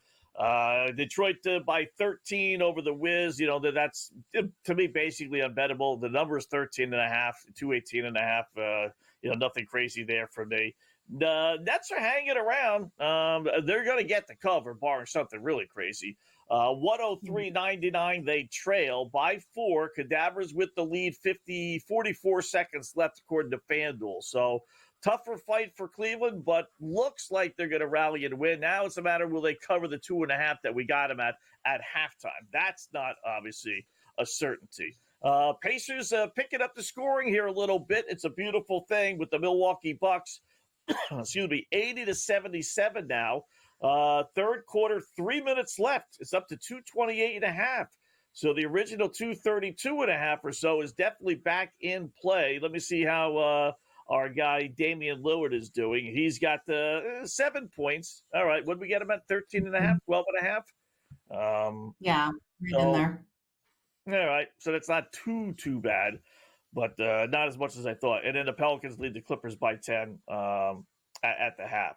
On the ice, everything that was like decent, betting opportunities hasn't happened tonight so far. Sometimes you get nights like this, right? Boston down 1-0, pretty good bet, almost 4-1. Florida scores their 2-0 down now, 11 minutes left. Vegas is still down 2-1. You're getting almost 3-1 now, plus 290 with 9.5 minutes left. Flyers still down 3-2. No one's scoring there. Carolina scored again and again. 3-0 out over Tampa Bay. And then we still got no score. Colorado and Minnesota, and the Rangers and Jets tied at 1. I can't believe the Tampa Bay Lightning are being shut out again, Scott. They got shut out in that last game versus the Boston Bruins, and this team was rolling so hot. So I'm really shocked with what we're seeing there. With Colorado and the Minnesota Wild, we've got that low-scoring game. You can't bet the under 3.5 right now. It's minus 220 to that under. I'm still looking for the Ottawa Senators to get the win versus the Flyers. That's a 3-2 game, though. So again, unbettable situation, and we've gone nicely over the total between Columbus and the New Jersey Devils. The Columbus Blue Jackets are interesting. Look, plus the 2.5 at plus 134. We know that defense can collapse. And the Penguins are the same sort of defense here that can collapse on any given night. The Vegas Golden Knights are plus 290 on that money line. That's interesting, Scott. If they're able to tie this game up and go to overtime, who do you trust more? Do you trust the Vegas Golden Knights in OT? I definitely do, than the Pittsburgh Penguins at plus 290. I think it's worth a shot, but if you think that's going to happen, the over 4.5, if that juice drops, the over 4.5 right now, it's too juicy at minus 176. I think would be a great opportunity to jump in if they do. Yeah, I just looked to see if they offer the overtime bet, and I don't see it here, Joe. I looked at one of the other games, too. They're offering there it is. For Vegas, they offer it because it's a 1-goal differential. Yes is plus 220. The no is minus 320. What game did I look at just a second ago where I couldn't find it? Not Boston. Bruins score. How about that? There we go. Right? There you Needed go. that. Yeah. Maybe it was Colorado, Minnesota. Was that the one I was looking at? Anyway, we have an overtime bet there, so that's not too bad. Colorado, they're offering an overtime bet. Now you got a long ways to go. Yes is plus 2-1. No is minus 3-1. I don't know if the Wild would score, though. So that's my problem, unless it goes 0-0 into overtime. Oh, that was a great goal out there by Pasta. I believe it was Pasternak there for the Boston Bruins, Scott. So it looked like a beautiful goal. Yeah. All right. I have to double check that. But we're back in it. They're they flipped them here on FanDuel. All right. They were at the top. Now they're at the middle. Plus 460. They are. With 10.5 minutes left. All right. We got a shot. 4.5 is your number. It's minus 152. You can't do that. Are they offering us a shutout bet? That's what I was looking for. Carolina, Tampa Bay. I haven't been able to find these shutout bets on FanDuel. Yeah. Have you? I knew I was looking for something I couldn't find. It wasn't the overtime. It was the shutout bet. Yeah. No, I don't see it. Sometimes they offer it, other times they don't. But right now they don't. And I get a feeling Tampa Bay's getting shut out. Got a whole 2 period times to in go. a row? Man, Well, I agree with you. you Right? buying This into is just Carolina? By the way, I mean no. beating Winnipeg and Tampa Bay back to back. That's No. you want to write this team off after the trade deadline debacle, but here they are, beating 2 of the best teams in the NHL, albeit on home ice, but still, those I are don't like believe in them. impressive. No, they No, always I lose really on don't. but They do, right? And right now, they're sitting here in the Metro. The Washington Capitals so strong in the Metro. What are we looking at for them in the Eastern Conference? They're a plus 480 to take the Eastern Conference, which is interesting because Capitals are plus 500 and Florida Panthers plus 195. I just don't buy in on them. I really don't. Now, I'm not buying in on the Tampa Bay Lightning, especially if they get shut out tonight. I expected so much more out of this team. And then you got the Toronto Maple Leafs. I don't know, Scott. This is hard. It comes down to Washington or Florida for me for the Eastern Conference, doesn't it for you? definitely Florida. But it's amazing that people just don't buy into Washington. They're the third choice at 5-1. They're going to have the most points by far. They just don't think that they're those are like those are crazy. What Carolina dropped to 480, but still, I think it's Florida. If I had to take a second team, Florida clearly would be the first team, right? I don't know is there really? Do you need a second team? I guess it would be. Yeah, I'll still go with Tampa Bay. Okay. I'll take Tampa Bay. I'll take the 2 Florida teams. Those would be the 2. Okay, yeah, that would be really interesting to watch, right? Them versus each other. Is Toronto going to lose again this year, though, Joe? I mean, all right, more coming up in Game 5.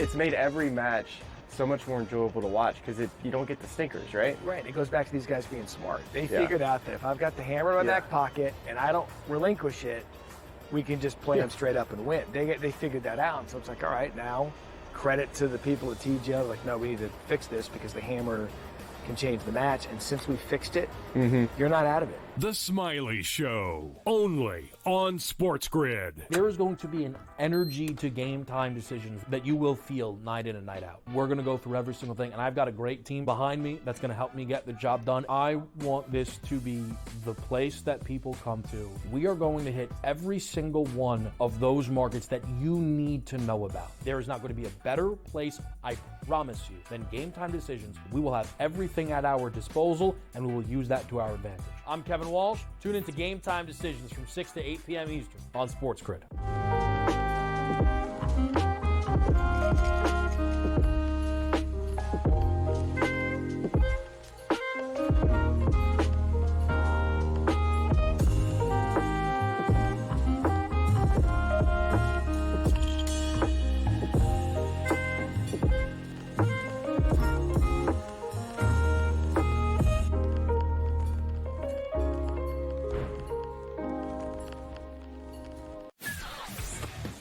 Off of the combine this weekend, there's been lots of anonymous sources and position coaches and all these things that sat down in interviews with him. A lot of teams allegedly don't see him as a first-round pick. Their big mouth that thinks they can do it either. They're embarrassing themselves. They all think they're so smart, everybody in this business. You're all a bunch of drips. Honestly, you don't know who's going anywhere. Pharrell Coast to Coast, only on SportsGrid.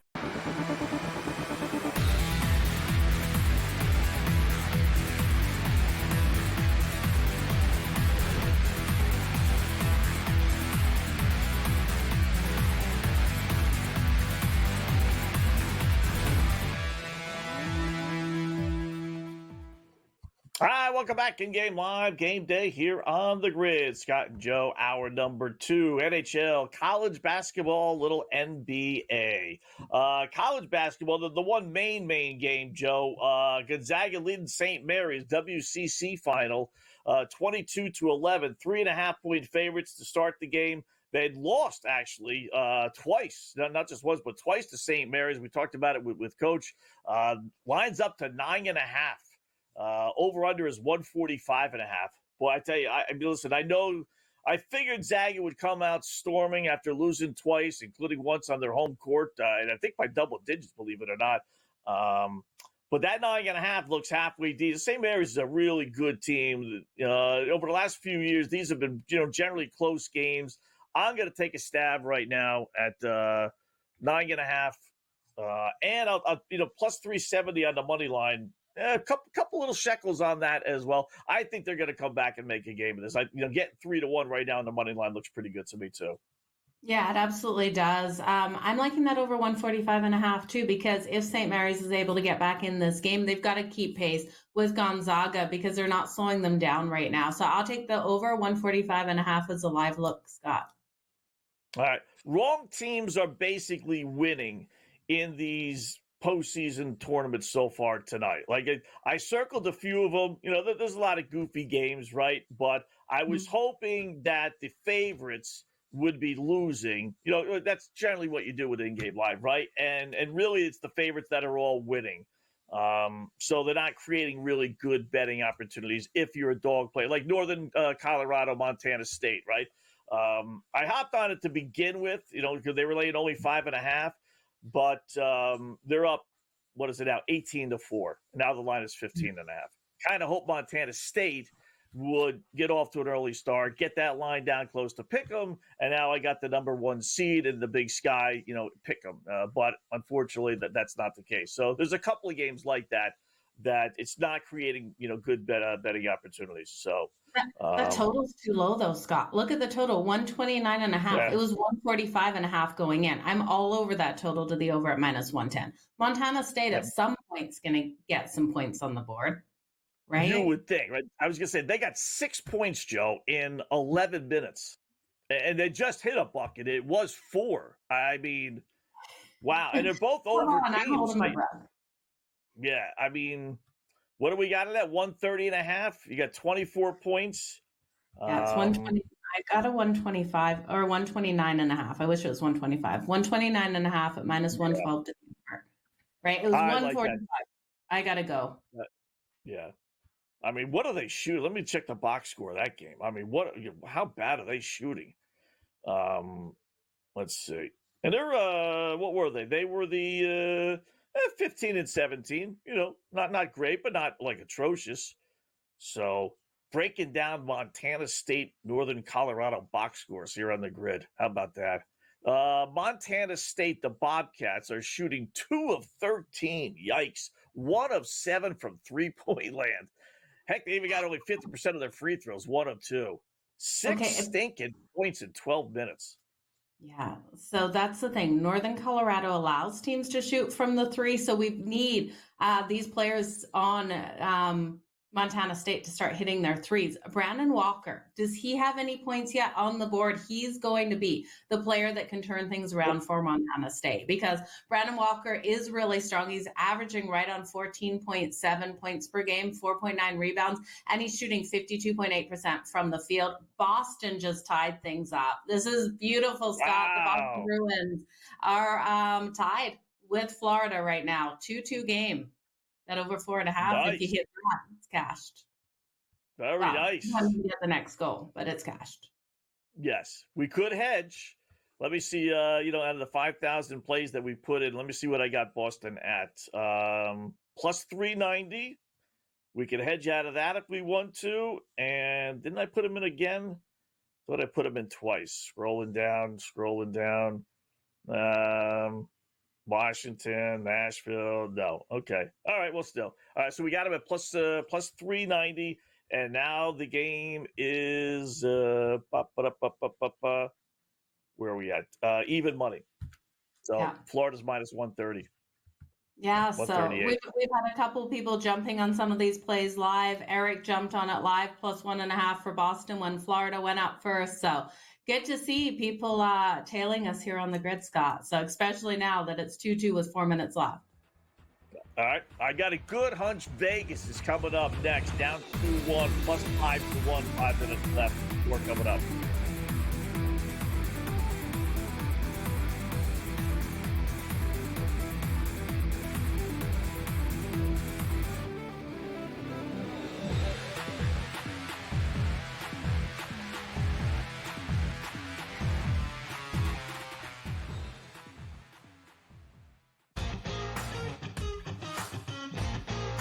It's made every match so much more enjoyable to watch because you don't get the stinkers, right? Right. It goes back to these guys being smart. They figured out that if I've got the hammer in my back pocket and I don't relinquish it, we can just play them straight up and win. They figured that out. And so it's like, all right, now credit to the people at TGL. Like, no, we need to fix this because the hammer can change the match. And since we fixed it, you're not out of it. The Smiley Show, only on SportsGrid. There is going to be an energy to game time decisions that you will feel night in and night out. We're going to go through every single thing, and I've got a great team behind me that's going to help me get the job done. I want this to be the place that people come to. We are going to hit every single one of those markets that you need to know about. There is not going to be a better place, I promise you, than Game Time Decisions. We will have everything at our disposal, and we will use that to our advantage. I'm Kevin Walsh. Tune into Game Time Decisions from 6 to 8 p.m. Eastern on SportsGrid.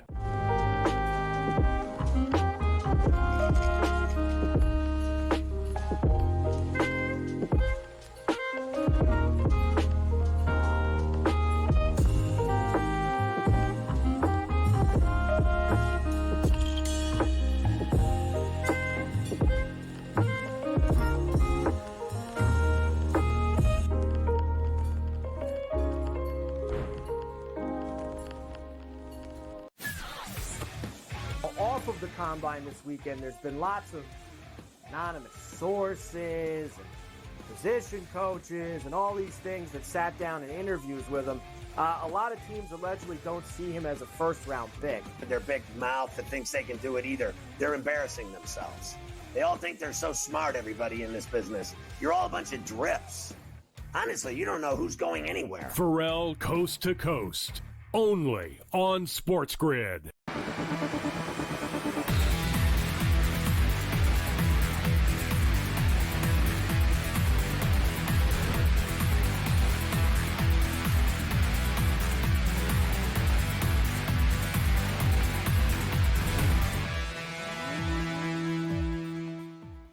All right, welcome back in Game Live, Game Day here on the grid. Scott and Joe Madden, hour number 2. Feel free to send a tweet at us. I know a couple of people have been tweeting you, Joe. I don't know if you have them there in front of you or not, but they've excluded me from the tweets. Clearly, I don't rank from the tweets, but that's okay. That's okay. Can you see that? Are you close enough to the screen? There we go.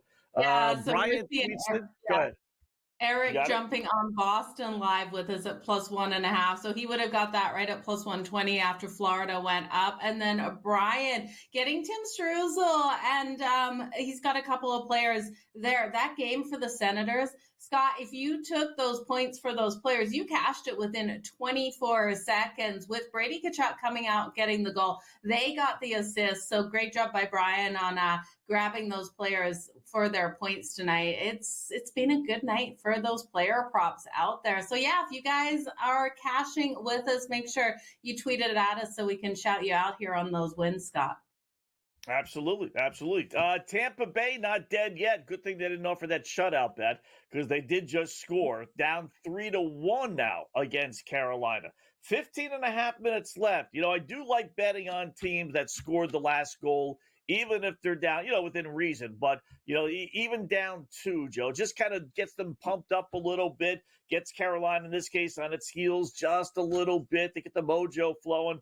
Curious to see what the line is going to be. I'm guessing a good 5-1 since there's 15.5 minutes left, but maybe a shekel on that. And Minnesota scored against Colorado. Wow. 1-0 late second period. Now the Avs are getting plus 176. So another game in which, pretty good team is an underdog like we've seen so many times so far tonight. Listen, they did struggle to score against Chicago last night, but I figured that was just a look-ahead spot. That's why I liked the Blackhawks last night. And they ended up putting 3 legitimate goals. I think one was an empty netter, so 2 legitimate goals. You want to take Colorado at 2-1 here?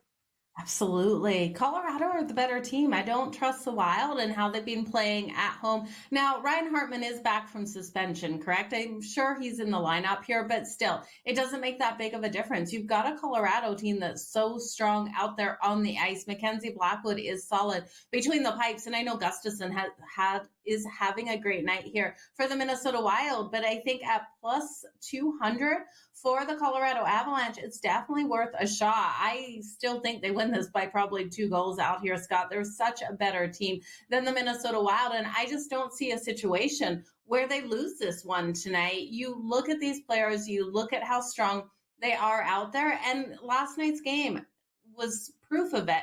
They struggled until they didn't, and they've won their last 5 here in Minnesota. So they're 6-1 in the last 7 versus the Minnesota Wild as well. So let's get the momentum going. The road teams also won 7 of the last 10. All right, I'm going to do something, Joe, I know I shouldn't do. I'm going to put the kiss of death. My Bruins scored again. They now lead 3-2. So now I'm going to turn the game on. Haven't watched it all night. Oh, no. I'm going to turn it on. That, Scott. Don't turn it on. Yeah. I'll put the kiss of death. Goal. Yeah, I can see it right now in the crease. But that Bruins uniform is one of the best. I mean, NHL uniforms are generally pretty cool. I think that by far they're the best out of all the sports. Blackhawks is a pretty good one. Somehow the woke community hasn't killed that one yet. And the Bruins is pretty good. So Boston's leading 3-2, 3:17 left, 3 minutes left, and Florida's up or at plus 750 if you want to take a flyer on the Panthers to come back and tie it. But even at plus 750, I won't do that. I'll hold on to my bet. And I didn't hedge. How about that? Oh, they scored! Oh, brother, as we're cashing in tickets here, Joe. It's a beautiful thing. Pittsburgh 2, Vegas 2. How about they scored with 6 seconds left? That was 2-1 with 10 seconds left. You know, one of the beautiful things about being a minute and a half behind on your TV is you get to see all these great plays. Yeah, you get to watch it. You know, it's a great thing. So 2, there it is. They got it. Yeah. Little slap shot. Oh, and things are getting so heated between Florida and Boston. Lundell was just like thrown straight down to the ground by your Bruins. So it's getting scrappy, Scott.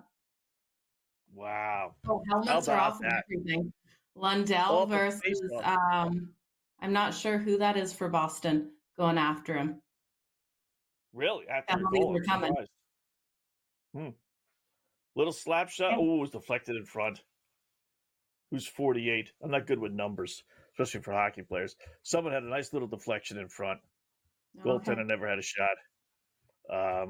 So 2-2. So we grabbed Vegas at plus 5-1.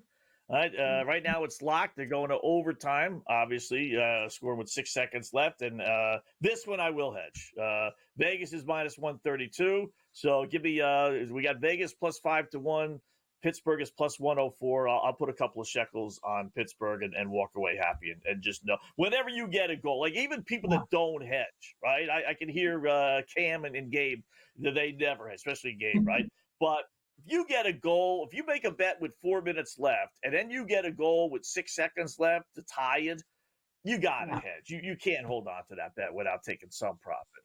So, all right, 2-2. There we go. Yeah, that was Noah Hanifin with the goal.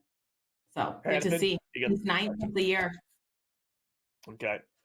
Some football news here, Joe, before we get to our good buddy Cam Stewart. Your boy has jumped ship. Well, he kind of got pushed off the ship. Got booted, Scott. Yeah, he got booted. So he lands good old Joey Bosa, the most overrated player in the history of the NFL. Guy who just doesn't play, and even when he does, he still doesn't play. Signs with the Buffalo Bills. So they kick out an old man, Von Miller, to bring in another old man and Joey Bosa. You as a Chargers fan, what do you think? Scott, you know exactly how I feel. I'm broken inside over this. I can't believe we let go of Joey Bosa. I have so much respect for him as an athlete. I know that you don't think he's that great, but when he is on the field, when he's healthy, he's playing at such an elite level that I'm really shocked that the Chargers let him go. And I do think he's going to be fantastic out there for the Buffalo Bills if he can stay nice and healthy. So I'm happy for him that he has found a home. Am I happy that he's no longer with the Chargers? No. Am I going to cry myself to sleep again tonight? Probably. It's heartbreaking, Scott. Wow. Yeah. Listen, he was so overrated. I know you liked him, and he's got some old pro years, but it's been a long time since he's been Joey Bosa. The guy just never plays. He did play a lot this year as far as he suited up, but I'm telling you, watching these Charger games, I didn't score, did they? No. Watching these every 3rd and 3, every big play, there would be Bosa on the sidelines. I mean, he was a frustrating watch to me. So I know he's your face of the franchise, if you will. But he was owed a lot of money. They didn't want to restructure it. So he's now with the Buffalo Bills. You got to root for Buffalo now? Not that you would root for the Chargers still, but are you going to be rooting a little bit for Buffalo? No, not at all. I'll root for Joey Bosa, right? Like, I will be playing him for his sacks. I'll be playing him for a bunch of different things, but there's no way I'm rooting for any other team than my Chargers. Like, I root for my team. My money goes elsewhere, though. All right. Cleveland did end up winning by 5, 109-104. Game goes under. The Nets cover. But at least we got the win, the laying the 2.5 at halftime. So Cavaliers now 55-10. That is amazing. 30-4 this year at home, 55-10. I'm starting to believe, Joe, that they might be able to beat the Celtics. Only because I wonder if the Celtics, everyone says, well, no one's beating the Celtics if they're healthy, when everyone's playing. Mm-hmm. I get that. And I probably believe that, but there's a chance that Porzingis is going to get hurt again. He's hurt now. He's always hurt. There's always, someone is always hurt. So, we do a little 3-team, 3-league championship parlay. I might include Cleveland in there. I really might. All right, Dan Stewart coming up next.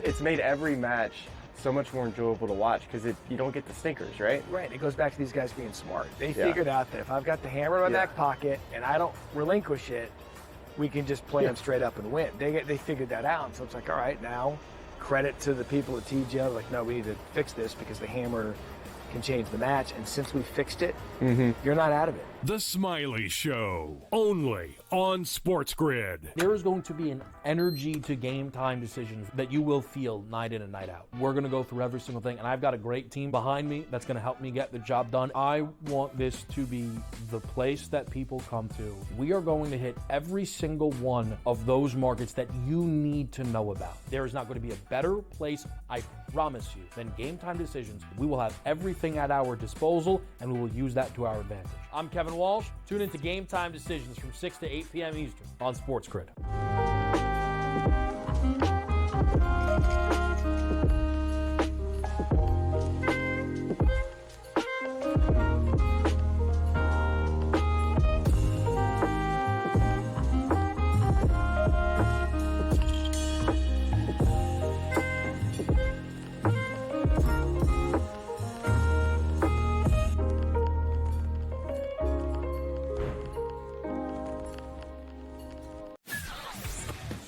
Off of the combine this weekend, there's been lots of anonymous sources and position coaches and all these things that sat down in interviews with him. A lot of teams allegedly don't see him as a first-round pick. Their big mouth that thinks they can do it either. They're embarrassing themselves. They all think they're so smart, everybody in this business. You're all a bunch of drips. Honestly, you don't know who's going anywhere. Pharrell Coast to Coast, only on SportsGrid.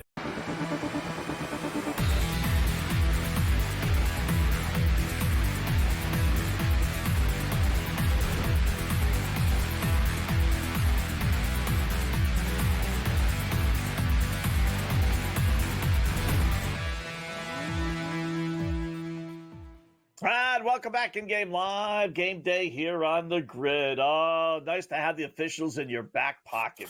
Looked like the Florida Panthers had tied up. They go to review and say it crossed the line, but nope, it came after the whistle blew. So no goal. Oh, brother. They showed Bruins fans in the stands saying, what? They couldn't believe it. So, all right, let's talk a little pucks, a little NBA, a little college basketball.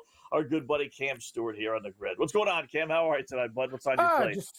Just watching these games. Underdog night. We talked about it. Pittsburgh, they win against Vegas, and like you telling me that now that Florida was up 2-0, what are you getting Boston down 2 goals against the Florida Panthers? Like, this is crazy stuff going on right there. But Colorado's losing to Minnesota. Like, there's a lot of underdogs that are doing well right now. Later on tonight, guys, let's take a look at the board here. You know what I'm doing, Scott. You can read my mind, basically. I think, I might as well. It's like what Gabe says, with George Kurtz, we can make his bets for him. I'm on San Jose tonight. I have to take the Sharks. I got a stat for you. Yeah. I got a good stat for you. Yeah, I promoted this at the beginning of the show. Let me just scroll down here. If you bet the San Jose Sharks this season plus 1.5 goal, on the puck line, you're 38-18. They got 39 losses, right? They stink. Last place, worst, blah, blah, blah, right? But 21 of their 39 losses have come by 1 goal. They have 17 wins. So if you bet them all year long, getting a puck and a half, and for the most part, you've been getting odds with that or even, right? You're 38-18. So they're not as bad a bet as we make them out to be. I take them all the time. And then people are like, they suck. No, they don't suck. They don't suck on the puck line. Sometimes you get them at 2.5 against a really good team, right? Like, and with a little bit of juice. Like, they're competitive. Like, I understand they're not a great hockey team, but they play, they try. They had 8 games where 7 of them, like every loss, they had 7 losses by 1 goal in a row, Scott, consecutively, guys. So this is a team. Who the hell are the Nashville Predators to be laying like 70 cents? Sorry. Right. Like, if I lose, I lose. Like, I'm on San Jose. The puck line's a little bit juicy, plus 1.5, minus 160. That's a lot, but I kind of want to split it down the middle, but I'm taking them on the money line. I'm not even going to screw around. Be like Joe, have more stones, Cam. Like Joe's got, she'll go all in there. I kind of razzle dazzle these plus 1.5s. They've been good with the Sharks, but that price, I got to take the money line, guys. I don't know about these other games. Is it just me, or like, I know the Kings are wicked at home. Like, I got a weird vibe about the Islanders tonight too. I might just bet every single underdog in the late games. Not sure about now. Washington's probably one favorite that I like, but I don't like minus 205. So it'll have to be regulation or in a parlay, guys. And Vancouver, Montreal, that total looks a little bit light at 5.5. I lean over there. What do you think with the Nashville Predators and the San Jose Sharks? If the Sharks win this, can Celebrini get 2 points tonight, Cam? Because I'm riding Celebrini. I'm riding with Toffoli. You know how strong they've been. I love about you, Joe. Like, remember last night, Gabe's like, not getting enough value at those goal props. You come right back to it, Joe. That's what you're doing. Like, I kind of agree with him, but it's fun to play them. But that's one thing about the NHL. They should be getting more. But you know what? I like them to get 1 point, but 2, if there's anybody that's going to do it, it could be him. And the thing is, Nashville, like, I like the Sharks to score some goals tonight. I think I'm going to take the over in that game as well. You have 2 like middling teams that are basically, they're not going anywhere. Did Florida just score? What the hell's going on? We got a brawl here. Oh man, what a night in hockey. Everybody's getting angry, but I will take the over in that game too. And you know what, Joe? Go for it. Celebrini is my guy anyway. I think he can get 2 points. I was just looking at the line going, the Nashville Predators shouldn't be laying 70 cents against me, Gabe, and Wetzel drunk. Like, you know what I mean? Like, they're just like, honest to God. Like, there's 2 teams. Like, Buffalo the same way. These books just don't adjust. Like, they make them like minus 180 against Montreal. I'm like, are you on glue? Like, Montreal owns these guys. They beat them all the time. So I don't know what it is about certain teams, but I'm sticking with it. Give me SJ Sharkey. It wouldn't be a night without me betting on the Sharks, Scott. You know that. I know. How about it's a nice little brawl there. In fact, Bennett for Florida. Yeah, it was amazing. Play there, punching the guy when he was down on the ice. That was weak. That was so weak. Yeah. Like, honest to God, that's the thing about Florida too. They're a tough team, but I expect Boston for that side. Like that's cheap. Cross check to the face. But anyway, these teams hate each other, and you could tell it's getting very, very angry. And it's interesting, since Boston made those moves, it's only been a couple games, but they won 4-0. They're beating Florida tonight, a couple call-ups. So, yeah, the Bruins are actually playing with a little bit of spark and heart tonight. Basketball, let's take a look here. I know a lot of the crew were on, they're on Florida State, so let's see what we can do. You know what? Florida State plus 5.5, sold. They're down 6 right now. What are they down? 55-49. I will take a shot there live. Scott, I barely got it last night, but that Incarnate Word plus 6.5. They lost by 5 in game. And give me St. Mary's too on the comeback trail against Gonzaga. They're on a little bit of a heater right now, down 3.5, and I'll sprinkle on the money line plus 140. Like to take my dogs. Idaho and Montana is a very interesting game. You have a 6 seed, the Idaho Vandals. Like, what the hell? Where did these guys come from? They're playing great basketball. I want to take them, but this might be the end of the road. Montana, the Grizz are a really good basketball team. They're laying 5.5. That number seems a little short. Yep, definitely is. That's right. That's right. I hopped on St. Mary's too earlier when they were down 11. We were getting 9.5 on that. I figured they would come back, and they may actually have the lead before everything is said and done by halftime. I threw a little our Black Cloud play of the day was the over in the Central Florida Utah game. Both pretty good. Well, Central Florida's a pretty good over team, but they've got some goofy trends with overs as far as neutral site games and everything else. Any thoughts on that one at all? I didn't bet that game, Scott. I got a lot of other things going on here. What else are we going to look at in the NCAA tonight? So, yeah, Florida State, I'll take a shot with them, even though it's late in the game. St. Mary's, they're only down a bucket now. Utah and UCF. I think Utah might run them out of the building, but I don't want to lay 7.5. What was it? What total did you get? Because live it's 151.5. Yeah, 153 or 157.5. Ooh, so, you got work to do, Wetzel. Get your New Balance on and go for a jog, baby. You're not done. Yeah. You got yeah. That's all right. You know what? That's okay. You know, yeah. How about Lamar? Yeah, you want to go a little Lamar, 1.5 point favorite in the Southland Conference. I got enough problems with dealing with Lamar basketball tonight. Yeah, no, I'm gonna play.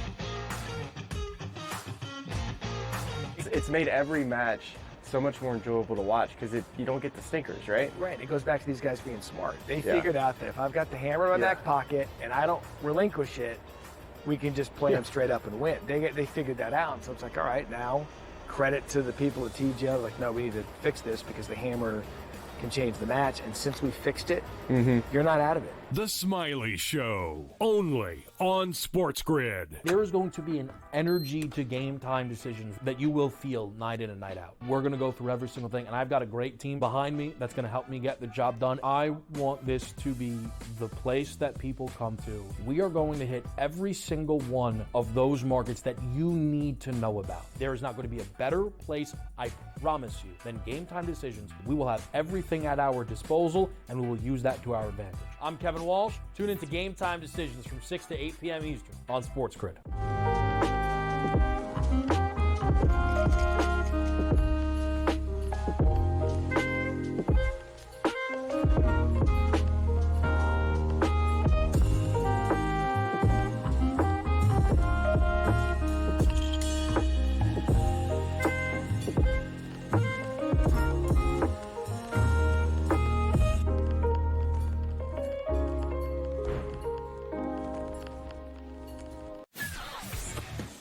Off of the combine this weekend, there's been lots of anonymous sources and position coaches and all these things that sat down in interviews with him. A lot of teams allegedly don't see him as a first-round pick. Their big mouth that thinks they can do it either. They're embarrassing themselves. They all think they're so smart, everybody in this business. You're all a bunch of drips.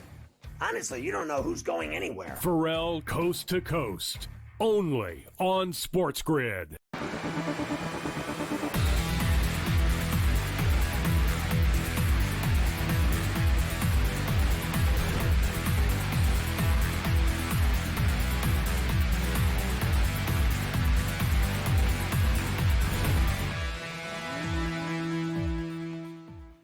And welcome back in Game Live, Game Day here on the Grid. Thanks to Cam Stewart joining us. He takes over along with Gabe Morency, top of the hour for the next two right here on the Grid. A couple of notes here, Joe, before we close up shop. We got a few more moments. Caroline, did that game start at 7:30? I think that must have been a 7:30 start because that still has 4 minutes to go. That's taking forever. We're approaching 10 o'clock, obviously. So 4-1 Carolina. That's basically in the bag.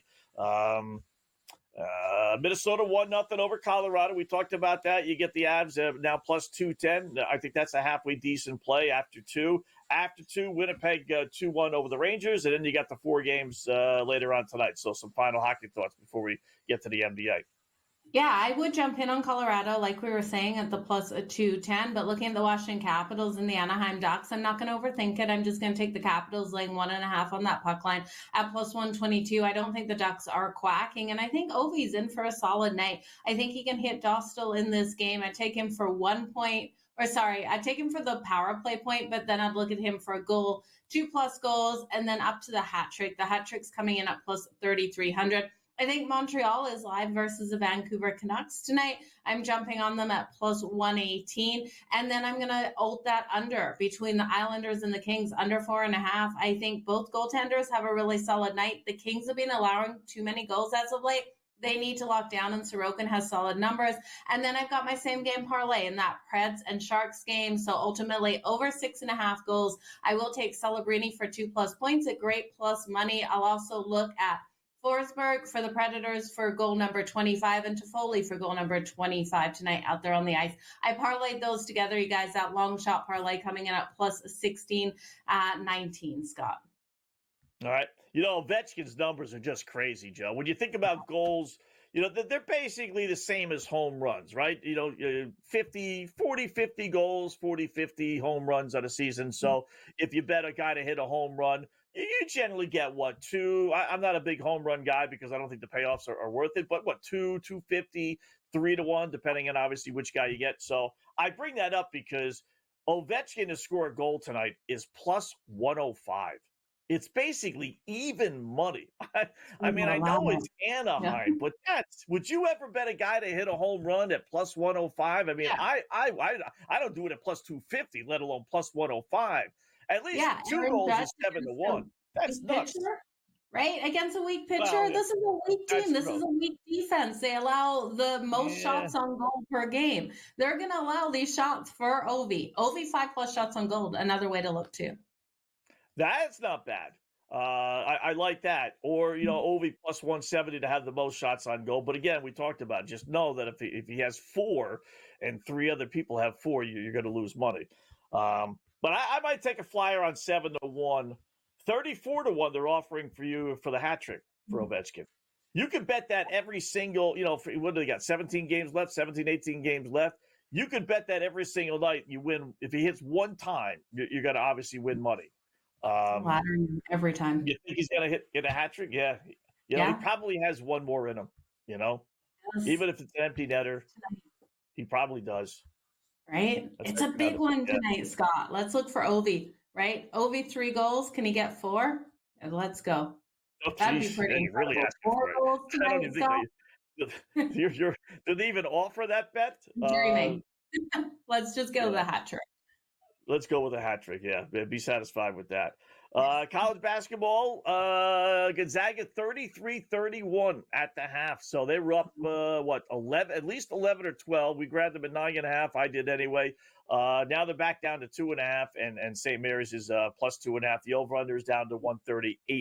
So they survived the storm. Did St. Mary's, and that 9.5 now is looking pretty good. Any other college basketball or anything else college basketball wise? Well, I keep circling Syracuse. They're still beating Florida State here. 58-53, Scott. We've got under 2 minutes left on the board. Can Florida State pull out this win? If you think they can, it's plus 390 right now. I had Syracuse plus the points coming in, and that's why I keep looking at this line, and it's screaming at me to take Florida State just on the money line for a couple of dollars here at plus 390. I don't know, Scott. Syracuse seems to have their number tonight. Should I hedge it with Florida State on the money line or just stick with my Syracuse plus the points? I'm a hedger. Absolutely, I would hedge. Good news, bad news. Bad news first. Milwaukee leads Indiana. They got 225 points with only 3 seconds left. The good news is Indiana's only down 3, and they have the ball. So we have a shot for overtime, which would help our over out. Go, great job as always. We'll do it again tomorrow night right here on the grid. David Pan coming up next.